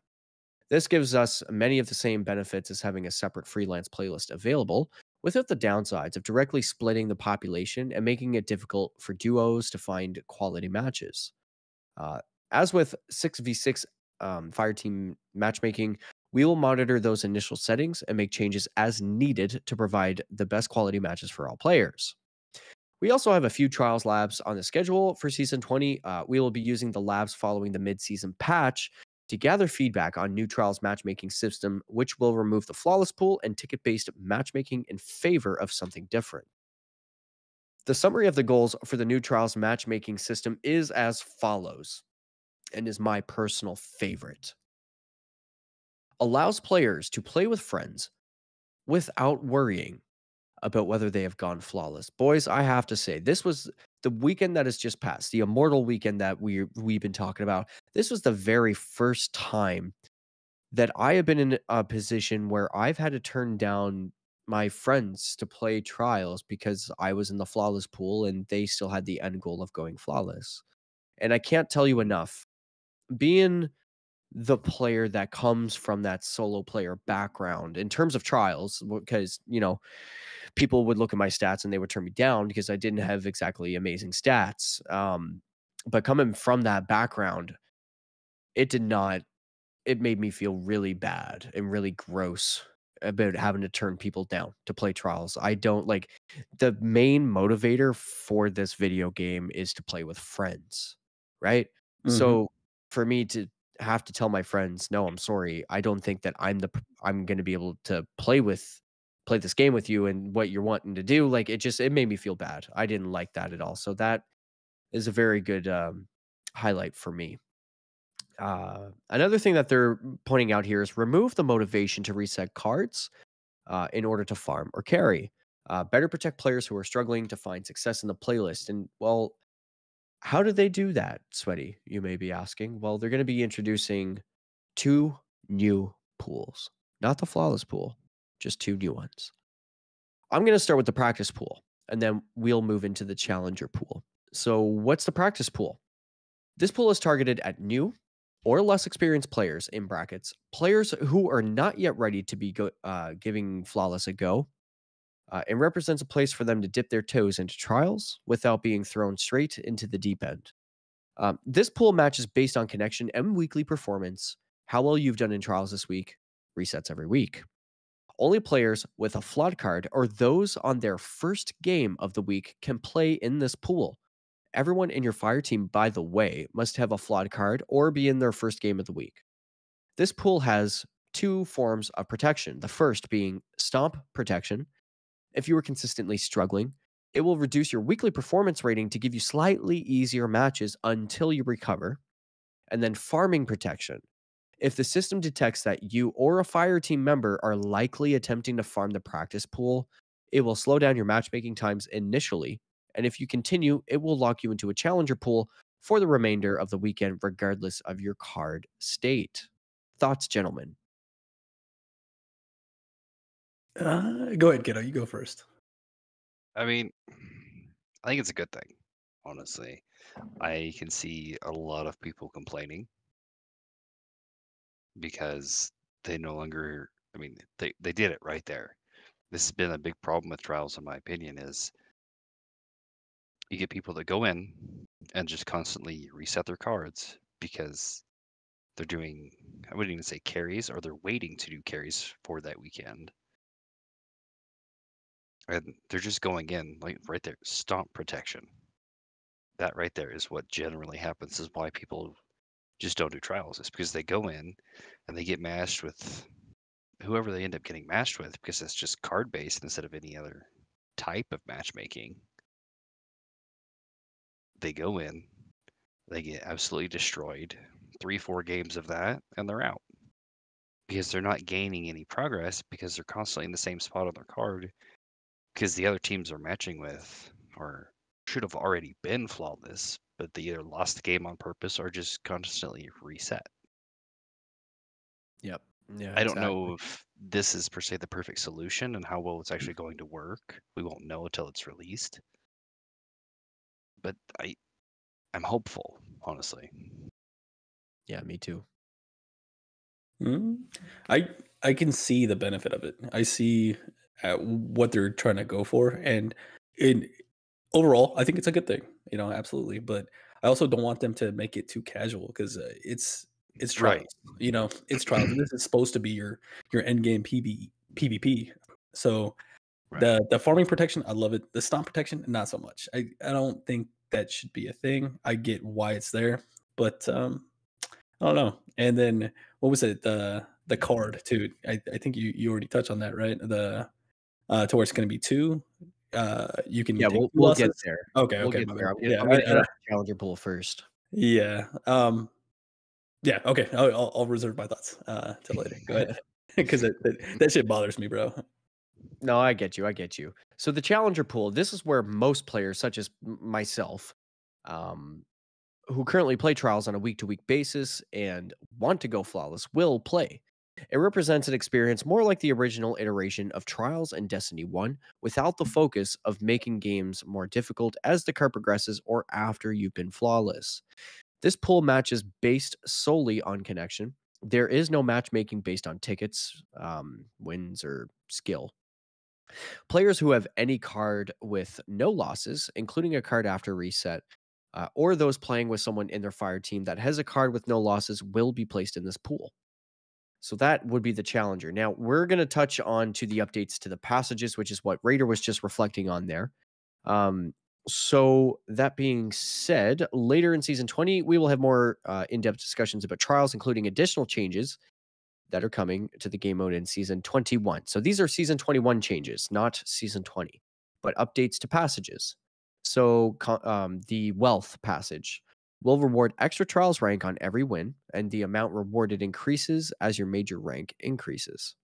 Now, mercy will now forgive 2 losses if you have not been flawless for the week, and reverts to its old behavior of forgiving a single loss once you have gone flawless. So what does that mean? That means pre-flawless, you're going to have 2 forgivenesses. So you lose a match, you still have a forgiveness. You lose a match, you don't have a forgiveness, but you still have your flawless intact. And if you can pull clutch from there, you can go flawless still. If you lose that, then you lose your flawless. Post flawless, however, it behaves as it does presently in the game, where you just have the 1 forgiveness. There will also be changes to Gilded Flawless title requirements. They want to bring it more in line with the Gilded Glorious and better reward dedication along with the individual team skill in trials. They'll also offer a new Flawless emblem. Rewarded for going flawless without ever trailing in any of your wins is how you're going to get access to that. So, what I see here is they're widening the doorway to open the door to get people in there. But it's a bit more of a tighter funnel to get to the top of it. So I mean, for example, like wealth and mercy are probably going to be like your beginning steps, but beyond that, once you've kind of been to the lighthouse a couple of times, maybe you want to challenge yourself maybe a bit further towards your title. You're going to have things like a confidence card that you're going to have to accomplish. Right. Um, and there was another there was another one too that you can only get access to post flawless that season. It's not the confidence card, although that is one of them. What was the other one? I forget the name of it. I believe it starts with an F, but I could be wrong. I can't remember. Ferocity, I want to say. That awards you like Ferocity. 2, yeah, 2 forward. Yeah. Yeah, exactly. So there's that one that you gain Yeah. access to post flawless that particular season as well. So there's still an adventure to be had. All they're really doing here, just in my personal opinion, is they're just making the entry point a little bit more welcoming. And then, giving you that possible experience of going to the lighthouse a little bit more realistic than what it currently is. But that's just my opinion. So that being said, Raider, I'm curious because I know you have lots to say on this. Let's hear what you got to say about all of this. Well, I don't want to sound like some kind of elitist because I'm by no means that, especially in PvP. Like I've been flawless only a handful of times, you know. But when you do make it flawless, like it feels amazing. Like it's such a dopamine rush, and you load up the lighthouse, and it's awesome, you know. And open that chest, see what you get, what kind of adept mods, what kind of adept weapon you get. Um, the thing is, like, I feel like the mercy card, I feel like that's a little bit too lenient. Like, there's so many times that, man, if I had just one more mercy, like, would have went flawless so many damn times. You know, I could have Right. doubled, tripled my numbers with one more, mercy. And I don't know. I get the idea of making it a little bit more accessible to others to get to the lighthouse, but I also don't want that to bring down the exclusivity of it, if that makes sense. Oh, 100% for sure. But I mean, everything sounds good. I like what they're doing with this. That's the only one that really kind of gets me is that mercy card having 2 forgivenesses. So, I mean, overall, what do you think, Kato? Do you think this is good for the game? What do you think? Overall, I think it's a good thing. I do agree with Native on the mercy thing. Yeah. It's almost like I've been in that same position. Like if I be right there at it, and just one more mercy would have been flawless. So that's kind of something I think it'll hopefully get more people into trials, but I don't necessarily agree with it or really like it. Mhm. I don't do. I mean, I play PvP, but uh, eh, trials have only been Eh. flawless a handful of times, and that one. That doesn't sit well, honestly. Yeah. I think with the other things they're changing, I honestly I don't feel like they should have changed how the mercy passage works. It almost sounds like, just from my perspective, being the loosely quoted "roll my eyes" trials guy, but listening to other folks listen to their experience and their opinions of things, they always highlight the s the special exclusivity of going to the tower, which I'm starting to kinda take more note of myself, Mm. um, which I find interesting because there certainly is something special. Every time I go, I have to get my screenshots and share with the boys. You know the way it goes. You gotta celebrate your friends that Right. go. Yeah, I yeah. mean, whenever Kato goes, Reaper, from the Blueberry Lounge, and whenever he goes, I always celebrate with him. Even my previous clan, Lords of the Fallen Light, like, I'm still in touch with those guys and Lords. Every time, Indo Richie goes flawless, he's always messaging me, and we celebrate together in the DMs. Like, I love it whenever anybody from our community gets to feel that excitement of, "Hey, I did a thing, and I beat the odds. I wasn't expecting to get there, and damn, do I ever feel good for doing it. Was it easy? Hell to the no, but that's what makes it special." Exactly. Mhm. I like it. We can all agree on that. And that being said, I don't think I had anything else really I wanted to talk about in regards to this article. Was there anything you guys wanted to highlight or discuss from this? Were Yeah, they you get it? they weren't adding any more maps, were they? Like, Yeah. were they bringing back some old maps? I didn't really pay attention to this. Yeah, I so the maps is going to be a little closer to the top. They are taking two out for sure, being Exodus Blue and Convergence. Those aren't going to be in the playlist at all. And they just discussed the different weightings. So they are increasing Javelin 4, Burnout, Rusted Lands, Midtown, Wormhaven, and everything else will be standard. But what they are going to reduce is Disjunction, Cathedral, Twilight Gap, Dead Cliffs in Clash only, Anomaly, and Cauldron. Those two, Anomaly and Yeah. Cauldron, had been added back into the playlist at reduced weight, and Cauldron is Clash only. Mm, Yeah, I think okay. Meltdown's coming back season 21 as a reprise one, and I believe, if I remember right from a few TWAPs ago, they did say that there will be a new PvP map sometime this year. Yeah. I want to say that was maybe season 22, but Meltdown will be that's a reprise one that'll become season 21. Gotcha. The other thing I did want to hit on before we move over to the TWAP was Mhm. curious on your guys' thoughts, and we kind of talked this on PTP for the trials introductory quest for onboard players to get into trials environment. Yes. That I thought was super interesting. I think it's really I cool. actually love that idea. Yeah, I'm curious of what you guys think about that and what it could possibly be. So I How actually hadn't how do read you that. introduce a player to trials? I'm curious, Raider, when you started playing, was there a quest you had to do to unlock trials? Nah, my first trials experience was at the beginning of D2, Trials of the Nine, and I don't remember no kind of quest for that. I could be So when wrong. you It's a long when you time ago. s- right, when you started playing it again, did you have to do an entry quest? No, I don't think so. Okay, so when I started, which I thought was weird, is you actually had to do a quest, and it was you had to go in and I don't remember, it was like get kills and like comp or something to unlock trials. It was such a weird thing. You couldn't just hop right into trials, and I think the reason they were doing it was to prevent um, like bots was the main thing. Hmm. Like you had to have the current expansion plus you had to do this like 30-minute quest or however you want to put it to be able to get into trials, not only on top of purchasing a passage. So I think it's kind of a good thing that Yeah. Mhm. maybe it'll get more people in the playlist. I'm hoping. Yeah, I mean, the Immortal weekend, that was the highest population that Trials had seen in a very long time, and it made games feel realistic. Right. Um, so I'm hoping to see more of that, please. I had so much fun.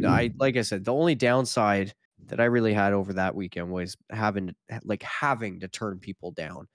That Right. never feels good. But in terms of my personal experience in Trials, I had a lot of fun because of the population, the loot incentive, and that chase. And I had to reset my card twice, and I got it on the third run, and it was good. Oh yeah. Watch it be rewarded. Introductory quest rewarded with a 5/5 god roll Adept Immortal. Mm. What do you think? I doubt that. Nah, yeah, I'm sure they're gonna have some kind of incentive into it though, to maybe just give you a gun or something like that. That'll sit there and oh, cool, I got a trials weapon. Now I want to go get Right. more and more, which is cool. I think it's awesome. Like, make the player pool bigger. Why not? Yeah. That would honestly be the best thing for Trials is just get more people into it. Yep. Yeah, and face the same team 3 times in a row gets irritating. Right. I mean, that's I didn't play a whole lot of Trials last weekend, but the few games I actually jumped in and did, the matches felt really good. And I mean, it was kind of hit and miss whether or not there was per se balanced matches, but for the most part, it was quick matchmaking. It wasn't like I was sitting there waiting. And it's been probably years since Trials have felt like that. Yeah. Probably since the 25th anniversary drop, that sandbox was good. I mean, 30th. Or 30th. Thank you. Thank you for the correction. Jeez, I've been saying 25th this whole time. Yeah, with that sandbox change there and what they did for Trials then by adding the new weapons in, I feel like the fact that you can go in and you can focus legacy gear has made more people try and get into Trials. I know that was my goal right there is I'm just going to go in and I'm going to farm engrams because I want the legacy gear. Yeah, I finished my Exile set, yeah. I mean, I think I did enough games for one armor piece, but still. Yeah. Last question, real quick, Mhm. for you guys on trials. For those like myself, I usually run solo into it, and now freelance is gone. If you were to team up, do you feel like there's an advantage either way of going in as a 3-stack or 2-stack or solo? Like just your thoughts. I was curious about that. If your end goal is to go flawless, I'm going to say unless your 2 other teammates are just absolute gods and cracked, there's probably no benefit to going in as a 3-stack. I'm gonna say as a 2-stack or solo. 2-stack, it's not so bad, but then you do run the risk of one of those pairs being like that crack PvP person that's gonna Mhm. run the lobby. But I have found in my experience, it was best as a solo simply because there's no communication between anybody. Um, and that was the freelance experience, really. And I thrived quite well there. Like matches felt realistic, to say in the least. I mean, I knew what I was dying to. It didn't seem like anybody was using any particular outliners that were just way too much. Right. Um, but sometimes you would find teams that just intrinsically worked well together. And, when they all stick together and they all push together, push at the right time, but, there's no arguing that. That's just they outplayed you. And that's a part of the game. But, you take your lessons and you go back in and you try again and you go, if you're lucky, you go flawless, right? Yeah, yeah, for sure. But Yeah. all that being said, just before we dive into the TWAB, I just want to mention it's going to be a short TWAB this week. And then once we wrap up the TWAB, we are going to spend some time in our questions for the show because we have quite a bit there. We kind of kept it short last week. And then once we wrap that up, we're going to close out the episode and I will provide a lore reading for the end of the episode. Hey, that's awesome. All right. That being said, let's move over to our questions for the show. Kato, would you like to pick the first question for the show, my friend? Um, I Did don't we even know. want to hit the twab real quick? Oh, my bad, my bad. Grab You're grab the rug. rearranging on me right there, bro. Like Okay, Kato, you grab that corner of the rug. Raider, you grab and pull, and there we go. all good. Yeah. My So bad. this week at Bungie, we'll this is real quick. So we're gonna dive into questions because we still got quite a bit that we want to run through. This week at Bungie for the 23rd of March, they start with the TLDR as they always do, and I've been loving that. For last week's TWAP, we're not going to hit on that. We already covered that in the previous episode. And then for what this TWAP is going to be talking about, it's going to be a tribute to Lance Reddick. Rest in peace. The Crucible blog, we won't touch on that because we just went over that. The Master Raid challenges start next week. Guardian Rank updates and player support and movie and art of the week. So starting off with Lance Reddick. If you've been living under a rock and don't know, Lance Reddick is the voice actor for Zavala, Commander Zavala, and he recently passed at the age of 60. It's very tragic news, and he will be missed. And I did want to read this verbatim for the post that they did put on Twitter for Bungie. They said Lance Reddick was an iconic presence on the screen, in Destiny, and most importantly, in person. His love for the community shined through Commander Zavala in his uncompromising dedication to his craft and excuse me, and out of the radiating kindness that touched those around him. To say that he will be missed is a profound understatement, yet no less is true. Rest in peace, Lance. And yeah, I mean, it was very sad. He played actively in the game as well, and that's our Commander Zavala. I can't think of anybody to replace him. And prayers and thoughts again go out to his friends and family. Moving on, they go into the Crucible, the Crucible log that we just talked on. So we're going to go ahead and skip over that. And then we got the raid, master mode, and challenge rotations starting next week. So they start with It's Time, Guardians. And what will be happening is the master mode will be coming out. Weekly challenges on a rotator will be out as well, focusing on stat armor. So keep a lookout on that. If you complete that the optional hidden objective with the weekly challenge, you will be getting extra loot. So on normal mode, you will be getting double reward drops. And then if you clear it on a master difficulty, you will get the adept raid weapon, which is really interesting too, because we're going to be able to enhance our raid weapons, our adept weapons. So that's kind of how they're balancing the crafted and the adept weapons, bringing them kind of up to snuff with those ones. So that's really interesting. I can't wait to see how that all works out. But yeah, that won't be coming until the mid-season patch. So if you do get it as soon as the mass raids come out, hold on to it, especially if it's a good roll, because you will be able to enhance those if you've already acquired it. And then they talk about some of the, the difficulty of the releases before Master Mode comes out, and one is Nezrak and how he's kind of all over the place at times. And yeah, it's irritating, but it looks like they're working on a fix for that. They're also, the second issue that they talk about is the jump pads, which I think everybody's been talking about. Those jump pads on Cision, just kind of lobbing you like wherever it goes. And last episode, if you hear it, Kingsley had some good tips for warlocks on how to cross that efficiently. But they did talk about it is like the issues are frame rate based. So they say usually above 80, but not below 60 could be causing unintentional kills. And yeah, so I mean, mess with your frame rate. Have you guys experienced that? It sounds like Kato. I see you itching your head, bro. What's up? Yeah, I've had it happen where it's more or less it does almost kill you, but because they changed the collision, it doesn't kill you, but you might as well, because when you land and the ad just looks at you and you die, it's fine. I'm not mad or salty. It's fine.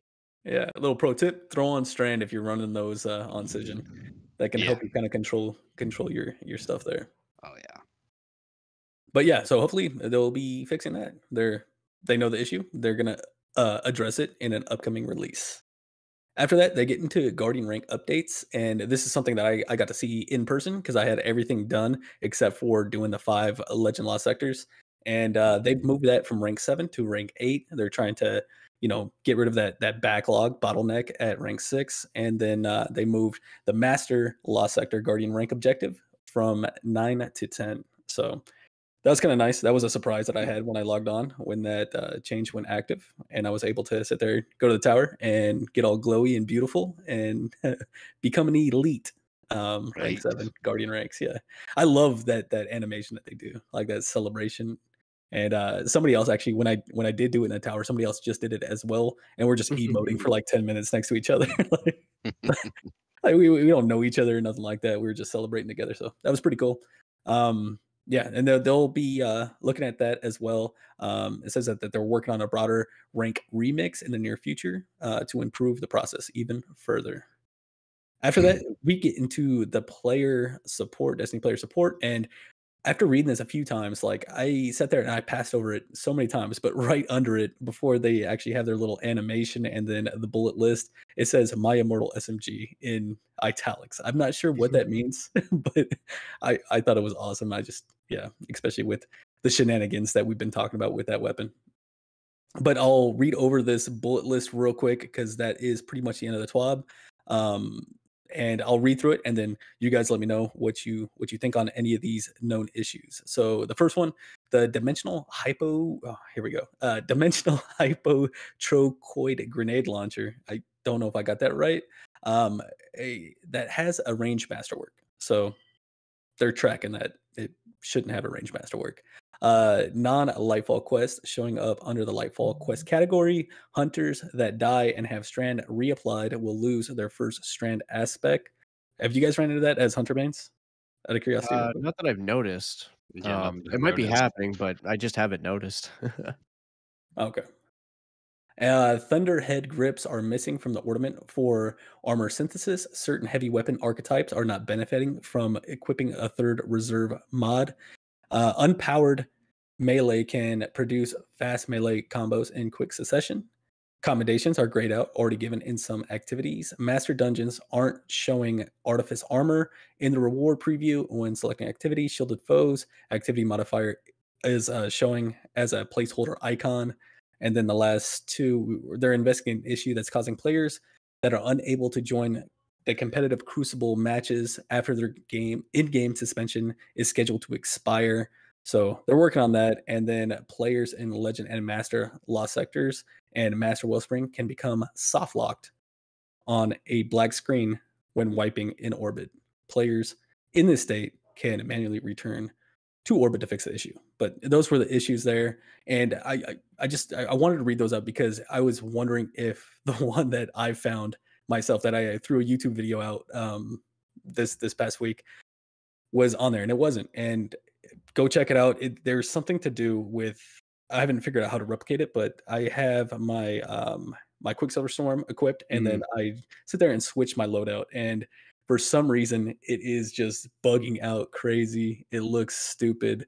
I put on what was it, Sweet Business, right? Sweet Business was probably the worst of the ones, to where it has the weapon still there. So Quicksilver Storm is still there, but so is Sweet Business. It's like laid over the top of it, and as you're firing it, and the barrel spins, you have Quicksilver Storm, the rest of the weapon, going in circles around it. It looks stupid and crazy. If you're curious about that, go check out that video. It's only like a 3-minute one, and I put zero effort into that video. I just recorded real quick. But same with like sniper rifles. Like you could sit there and equip a sniper rifle, and in this bug, you have a red dot sight. To the Quicksilver Swarm sight sniper rifle. Same with shotguns, fusions, everything. It's really, really odd, and I was hoping that it would make this, but that's pretty much it for the TWAB. They have art and movies, of course, so check those out if you're interested. You know what, Raider? You know what I was thinking, man? What's that? Well, I was just sitting here and I was just kind of thinking to myself, maybe we should start a clan. Like, I don't know. You think that's too wild of an idea? I don't think so. I think people would love it, and I know I would love it. Yeah, well, why don't we give them a short description of what we're about? So, the Blueberry Lounge podcast is starting a clan. The founder's playlist of choice is PvP. However, we hope to build a community centered around an improvement mindset within all of the game's facets. With this, We hope to build an approachable environment where you may even schedule specific events from raids, trials, GMs, or even private matches. And what sets us apart from other Destiny 2 clans, you might ask, is although the journey is early, the Blueberry Lounge is part of a clan alliance known as the Owl Sector Alliance.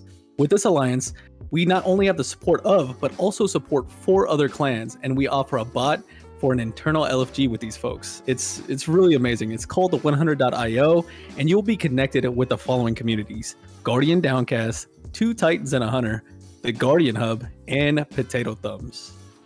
Now, most of us folks are parents or adults, but I mean, we do got some young bucks showing us up in the Crucible. And Mr. Jealous from the Guardian Downcast, I'm looking at you, brother.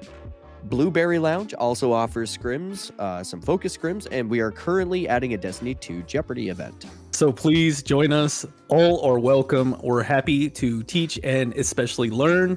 We're all about the improvement focus process. Thank you for your time, Guardians, and cheers.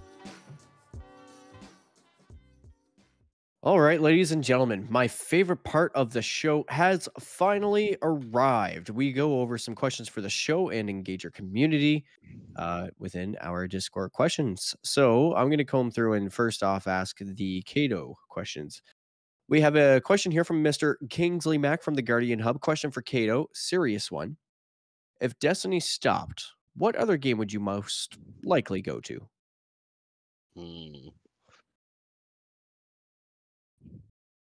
Diablo. I mentioned it earlier. Probably Diablo. Yeah, we had a good talk about that one earlier, didn't we? Yeah.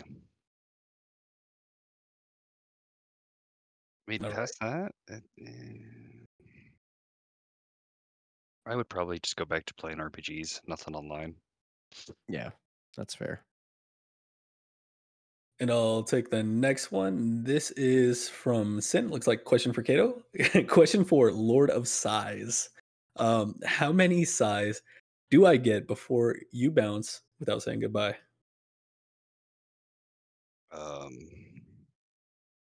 It depends. That's that depends. There's more I want to say, but I can't.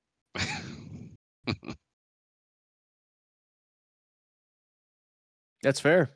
I mean, yeah, no. So no number, no quantity. Okay, I got you. Yeah. So those size are what's keeping it PG, huh? Yeah.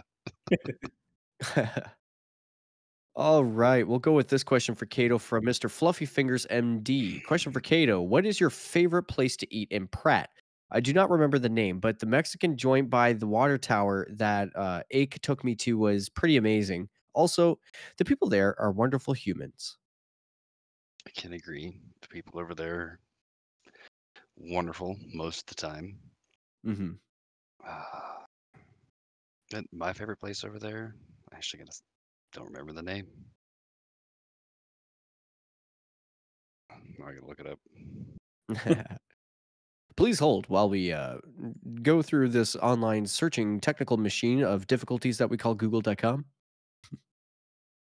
See what I did there? Completely rearranged the words just to make you pay attention. It's a place called Taqueria Chavez. And it's just a food truck that, it started as a food truck. Now they have their own little building. And it is so good, man. I like it. I never even look at the menu. It's just, daily special. All right, sounds good. I don't even look to see what it is. I'll do the daily. I have yet to find something from there that I didn't like. So good. Oh, yeah. There you have it. All right, next question we got from Kill a Monkey. Question for the show. Kato, how did you truly feel about get laser beamed through that arc staff? I don't remember. I'm assuming because we were testing that out. I'm assuming he's talking about your arc staff. You sit there. This was posted 5 days ago. Yeah. This was a GDC SCRIMS is when it happened. Yeah. I was there in it. Yeah, I don't remember who all was there, but some shock, like, no. Yeah, And that's a solid counter. Yeah, because I mean, for those that don't know, Devil's Ruin will shoot through an arc staff block, like straight through it. It's, I think, the only. I won't say the only, but it's one of the few things that will go through an arc staff for some reason. Not sure why. And we haven't tested it currently, so maybe it's changed, maybe it hasn't. It probably still works.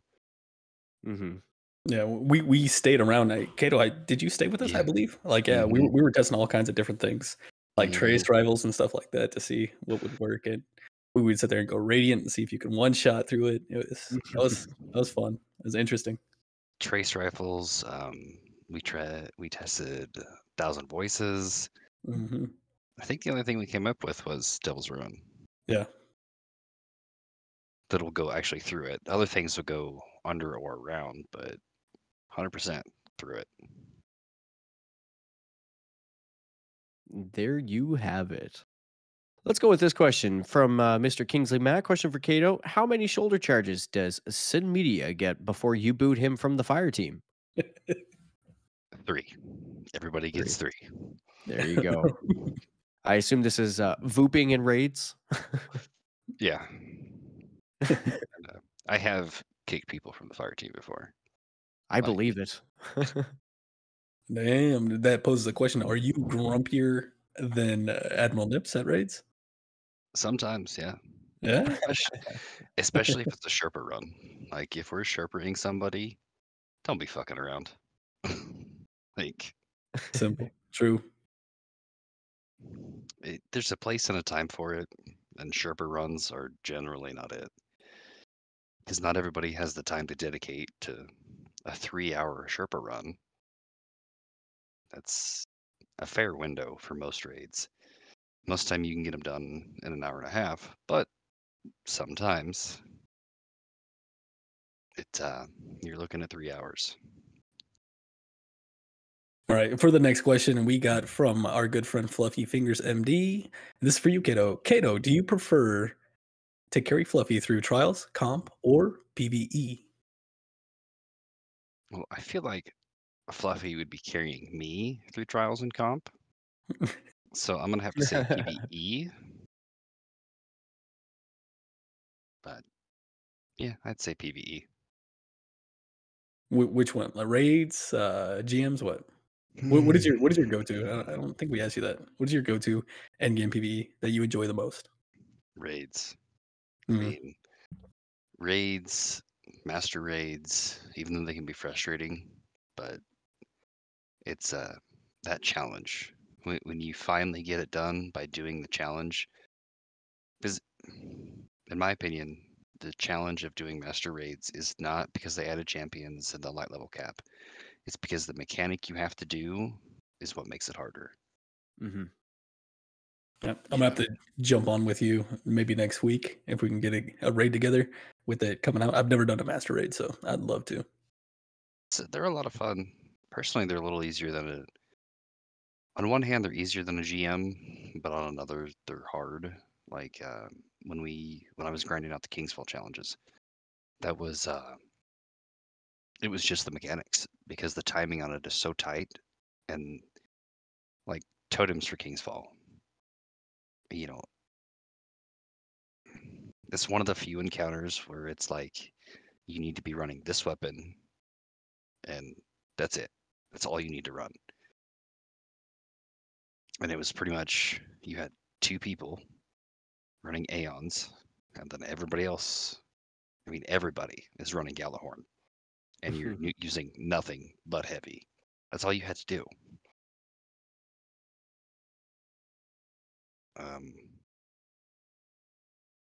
Yeah, they can be challenging, but for the most part, they're not bad. For sure. Following that Sin question, let's go with this question from Moose. Have you heard of the infamous shoulder charger? What would you like to know? Do you see him right behind you right now?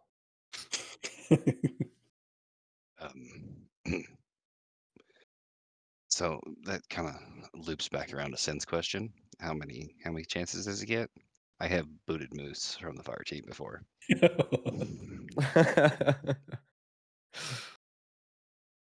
That's perfect. Yeah, Sin just showed up in chat and he's like, "Did I ask a question? I can't remember. Did he answer?" So I figured that was perfect timing for me to bring that up. Yeah. All right, sticking with have you heard? Have you heard? This is from Rafi. Have you heard from or have you I'm sorry. Have you heard of the GDC Goop Troop? What are your thoughts on it and what would you like to know about it? And that's for everybody. So, go ahead first with you, Kato. So I actually did a Goop Troop raid the other night. I don't know if it counted, but apparently I like to give them a hard time about it, honestly. They're really good guys. They're competent raiders. And it's really good that they're bringing new people into raids. They have the time to do it, and when they schedule it, they pretty much always get the clear. It may take them a little too long, in my opinion, but that's just the giving them a hard time about it. But yeah, So, were you initiated? Are you a I proud I Goop Troop member? I have no clue, honestly. Well, we need some clarification, Rafi. Moose, Bell, who else is there? Hazel. I can't remember the rest of them. I'm not even sure myself, if I'm being honest. I'm trying to remember who all was there. We just did an Atheon checkpoint. Aphelion, I think that's one as well. Yeah. I think Sauced Waffle. I don't remember. There you go. Yeah, sauce waffle. That's one of them. Yeah, I actually asked Bell a while ago, and I'm targeting you right now, Bell. When's my initiation, bro? I asked you like months ago. I want that initiation. I want to get that in GDC. I want that Goop Troop emblem next to me. When's my initiation? So I see this being the perfect time to insert this question, Bison Media, following up on Goop Troop question. When is Goop Troop going to accept the Guardian Hub Raid challenge? Don't mind the singing. I know it's terrible. You can burn me in the feedback. I'm not sure Oh, what the challenge is. If you can elaborate, Kato. okay. So this was the end of last season when, end of season stuff. Now there's not a whole lot going on. We were kind of joking around with our raid group and posed the question to Hazel, because he is part of the Goop Troop, about having a raid race, is what it amounted to, between Goop Troop and I don't know if we've officially called it the After Dark crew. I don't really know. I haven't decided. It's something like that. Just as a friendly competition. Yeah. And I'm trying to remember.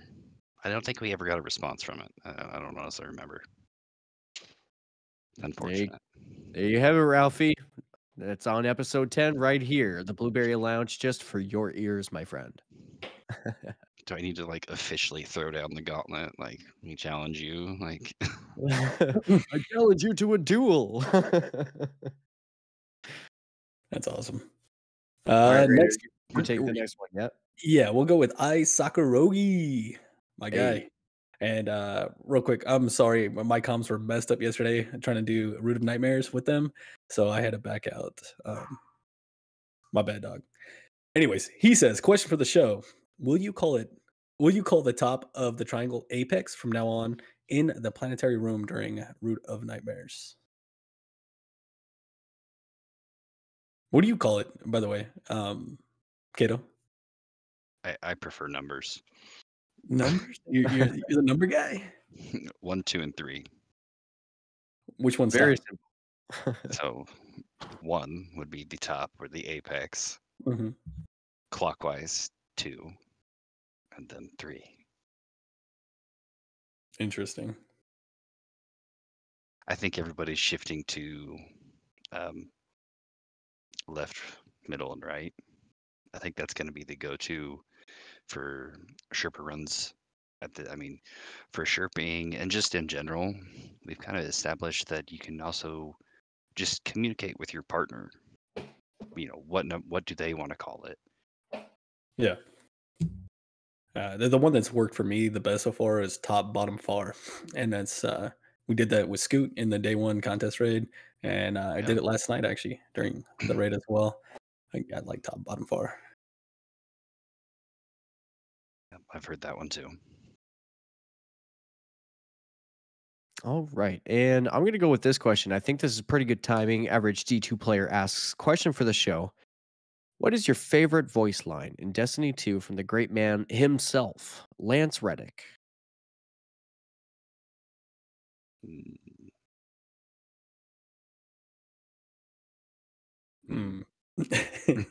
That's hard. There's a lot of quality ones. Whether we wanted it or not, Guardian would have to be mine. I mean, Yeah. my favorite voice line is actually not in Destiny. It's the voicing he did for that meme that came out. What season was that? The one where we made the alliance with Kato. Mhm. And yeah. Is that you're talking about that point where he's like, she was sitting there trying to tell him like a bow and all that, and Yeah, he popped that off. He's one. like, oh hell no, kind of thing. Right. Yeah, that was dope. Yeah, that would be probably my favorite. Yeah, for me, I'll keep it simple. It's just that, indeed, I love that. Indeed. All right, next question we got from one of our very own moderators in our Blueberry Lounge community, Moira. Question for the show. Real simple. Here we go. Left Twix or right Twix? Both. At the same time? Bang. I'm a Very fat much. kid at heart, man. Like, Yeah, same. I don't really eat sweets, so neither. I don't very often, but when I do, There you go. So I'm going to pick let's go with this for the last question, and then we shall move on to announcements and then our lore. So, Fluffy Fingers MD, question for the show. PTP is cooking you an excellent dinner. Your menu options are steak and lobster, steak and potatoes, sushi, chicken wings, or SpaghettiOs with hot dogs. What are you having, Kato? I'm looking for this question, honestly. It's pinned. There's a lot of questions in here. My Fluffy. Yeah.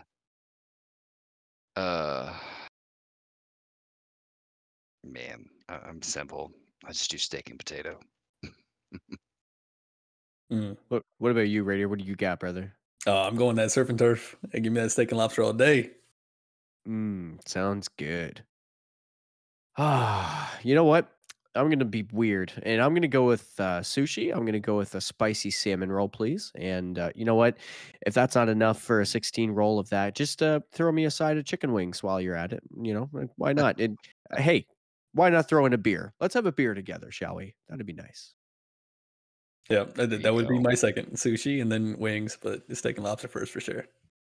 I could definitely go for some sushi too. That's it's always good.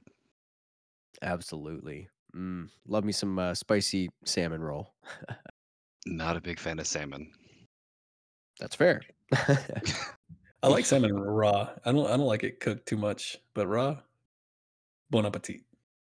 I mean, the exact opposite. Smoked, grilled, we're good. Oh, smoked is nice too. I'll give it that. Yeah, it's a texture thing with raw.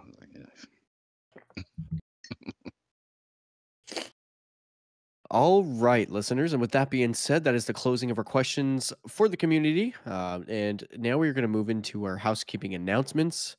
Mr. Raider, would you like to move us on our first listing here? Yeah, so trivia night has been confirmed. We're proud to announce that. It's going to be a lot of fun. It's going to be streamed both on Twitch and on YouTube, as long as I can figure out how to do it right and not fuck it up. But yeah, it's confirmed. We're going to have the trivia night. It's going to be April 26th at 8 p.m. Eastern Standard Time. And with this one, the first initial one that we'll do, and we'll be doing this more and more as time goes on, is going to be with the Owl Sector Alliance podcast leaders. So we're going to have all of them from Potato Thumbs, from the Guardian Hub, from GDC, and Two Titans a Hunter. So look forward to that one. Yeah, we got people Right confirmed on. from each group, so we're gonna throw them a prize as well. The teams are gonna be mixed just to keep things fair. So like nobody's gonna be associated to their associated podcast or anything. Like I very well could be paired up with Parody for all I know. That's just going to be to keep things fair. But, you know, at the end of the day, the winning team is going to get a prize of an emblem. If I happen to be on that team, I'm exempting myself from that. And then, you know, let's say between the two, they can decide because I only got one code. But anyways, yeah, it's just a little way to give back to the folks that inspired the Blueberry Lounge to be here and to continue doing what we're doing today. So it's a means of thank you. Yeah. And special host. Yeah, exactly. Special host going to be Mr. Elmer Fudd, double M, double D, coming to a Twitch stream near you, Guardian. Yeah, and I will probably be co-hosting with him. I'm not participating in it because I created it, so I know all the answers, and that's just kind of unfair. Exactly. What do we got? Now, next up, we have another Scrims event confirmed, which is going to be on a Friday, March 31st at 9 p.m. My time, which is Atlantic Standard, so 8 p.m. Eastern Standard for you folks out there. I'll be sure to include the invite link for the 100.io bot in the show notes. Also, be sure to participate in our Discord if you'd like to have access to that bot at any time. Did not see that posted. Yeah, should be there now. Should be there for sure. I just got the link for it. Next week, we have average D2 player on the show. So we are looking forward to having him along and getting to know him next week. Yeah, I'm looking forward to that one. He's also a co-host on the Guardian feed, I believe it is called. Another podcast that you should definitely check out as well. Yeah, exactly. We'll give them all the plugs whenever we have them on as well. Yep, for sure. And then we have This Week in YouTube. So Night Demon, he posted 2 in our community creations part of Discord, and he's got the LightFall Season of Defiance Shada one week 4. I love that, bro. Shada one, that's so awesome. And then he also has This Week in Destiny for the upcoming week for the 28th reset. And then Sweaty, do you want to talk on what you got that you put out? Yeah, absolutely. So I managed to get some footage of going flawless for the first time in season 20. So I just made a video of that. I just kind of cut out all the in-between spaces, just really left all the engagements there of my last 3 matches of my card. I included some of the bonus audio from episode 9 on there just to kind of take up some of the audio. But if you are interested in seeing some of my first time experience going flawless this season, you can check out that video.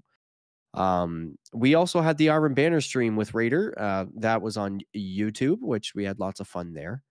And as you heard me mention earlier in this episode, as of just now, like literally at the start of the recording of this episode, I have released a 1,000-yard stare weapon review video. So I'll leave a link in the show notes there for you. Yep, definitely go check that out. I'm about to watch it as soon as this is done. For me, like I put out what I talked about earlier, that Quicksilver Storm. What is going on with that bug? It's a quick one. Check it out. It's kind of weird, and curious if you guys have experienced this as well. I haven't. It's the second time. Like the first time, I was like, okay, this is just random, and then it happened again, and it stays with you. Like I loaded into a private match to see if it followed me, and it sure did follow me with it. So interesting. Gonna try to figure out how to replicate that, and yeah, see what's up with it. I will have another video coming out soon. It'll be another build video for Titan, so keep on the lookout of that one. Well, there you have it, Guardian. That is episode 10 in the books. But before we go, if the listeners want to reach out to you, Kato, did you want to plug your socials? So I am on Twitter. I never use it, but you can find me there as K Valermos. The best way to get a hold of me is through the multitude of Discords. Indeed. And that is Just at Kato, you'll find me. It's I honestly don't know what my name is in half the Discords. It gets changed so often. So You yeah, shall be found. yeah, fairly easy to find for whatever you may need. You know, raid help, GM help. I'm normally available with And enough he pays a lot scheduling. of attention to the 100.io bot, by the way, folks. I do, yeah. Yeah, just don't shoulder charge him off the ledge, or you could get booped. Exactly. Maybe. Well, this has been SweatySpookz. You can find me on the Twitters at @Sweaty_Spooks. You can also find me on YouTube at @Sweaty_Spooks. And you can also find me on Twitch at twitch.tv/SweatySpookz. If you found any value in any of the videos, if you happen to check them out from this episode, be sure to leave a like and comment that we stink in the comments or something like that. And this is Native Raider. You can find me on pretty much everywhere. And that's N8IV space R8R. Catch me on YouTube, Instagram, Twitch. I'm going to stop plugging that because I don't even go on Twitch. But yeah, you can find me in those places. And of course on Twitter. May your stars be bright and your ghosts sharp, Guardians.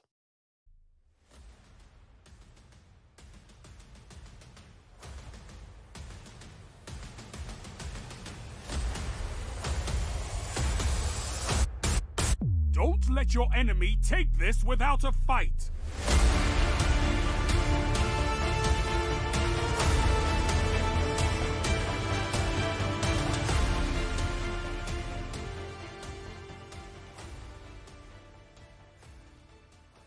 All right, Guardian, and that was episode 10. We finally hit double digits, so thank you so much for listening through episode 10 of the Blueberry Lounge. Now we are going to move on towards our bonus segment of reading the lore. We first read chapters 1, being the Stargazer, and chapter 2, Lemonok Lee, last week. And now this week we're going to read chapter 3, The Blue Jay, and chapter 4, Conrad Jane, of book Cloudstrider Legacies. Chapter 3, The Blue Jay. 1, 2, 3. Eyes on me, Ninos. It's Thursday, and you know what that means. That's right, it is Cloudstrider Day. And what do the Cloudstriders do? Right again, they keep us all safe, and how do we tell them thank you? By remembering them. Today we will learn about Blue Jay. The Blue Jay is a very clever bird. You might have seen one in the parklands. Some can even talk. The Cloudstrider who picked Blue Jay as his call sign was very clever. Many Cloudstriders are soldiers or engineers, but Blue Jay was a game designer. Do you know what a game designer is, children? That's right, a game designer makes vida games. That's kind of their writing too. Maybe you have played a vida game with your parents in the Cloud Ark. Blue Jay was the very first person to make a vida game in the Cloud Ark. Before that, we did not know it was a whole world.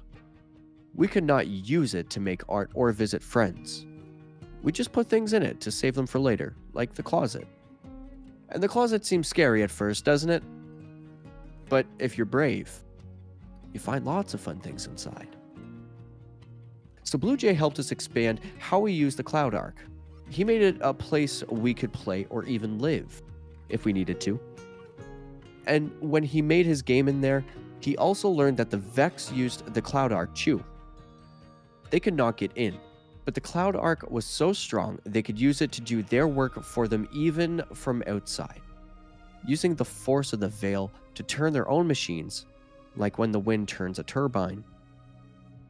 Blue Jay learned he could jump from the Cloud Ark to the Vex network, and he sabotaged their machines from the inside. The Vex were very confident and did not think he could find them, so they were careless. And so Blue Jay scared them, and they ran away. And what we learned is that being careless with the Cloud Ark is dangerous, isn't it? That's why you always close your open ports and keep your passcode secret, because the Vex remember being scared and they'll frighten you to get us back. That's all for today, Ninos. 3, 2, 1. Now have fun, and remember, thank you, Cloudstriders. Sign, Carolita Capybara. Capybara Corner, Season 44, Episode 23. Chapter 4. Conrad Jane. Neomuna of Public Safety. It shows some text. Case number, and it has a case number file name here. I'm not going to pronounce the whole thing. C. Jane 7. Transcript. Do not distribute. Councilperson Sangha. Sentencing case, and it has the case number. Councilwoman Martella Sangha presiding. The accused has been found guilty of trespassing in the civic data architecture colloquially known as the Cloud Arc, illegal simulation, and public endangerment. Councilperson Bowden. It has been a very long week, Mr. Jane. But again, this council will show you leniency if you assist us by disclosing your conspirators. Conrad Jane, otherwise the accused. The only criminals I've worked with to date are the ones handing down this sentence. See Bowden. Mr. Jane, these charges they're generational trauma with pomp. See Bowden goes on to say, Mr. Jane. And then Jane cuts him off, saying, we're the last of humanity, trapped in a bubble. Simulation is an entire frontier we can explore to redefine what it means to be human. And you outlaw it just because we fear others' bad experiences from hundreds of years ago. C. Sangha says, laws exist by the public consensus. It is not your decision alone when how our society evolves. C. Bowden steps in to say, there are approved channels for simulation research. And then Jane comes back. Approved channels? Is that what's under all the red tape? Mr. Jane, the Cloud Arc is the 9th dimension paracausal fold, and we use it to store library books. C. Bowden. We use it to support the public need, not as some playground. Play? You bastard. I lost friends shutting down the Vex isometry. You wouldn't be sitting there. That's enough, Conrad. Sangha speaks. Your actions are on trial, not your results. Only one person in this city gets to make decisions that affect us all, and you would do well to learn from the Cloudstrider what a dire burden that is. Jane. Is it such a heavy burden to be this council's lapdog? Bowden speaks. Heavier than anything you've proven yourself capable of. Sangha. Let the record show the accused exhibits no remorse for his actions and displays a disregard for the public consensus. Considering the good you've accomplished as part of your illegal research, we offer some small mercy. 3 years house arrest and 4,000 hours of community service to be served concurrently. Jane. I never wanted anything but to protect the city and to help it grow. You can't punish me to make me stop. Bowden. Fortunately, some members of this council feel your arguments have merit. If you consent, you will be allowed to work off your debt to society by continuing your simulation research. Under lapdog, oversight as you called her.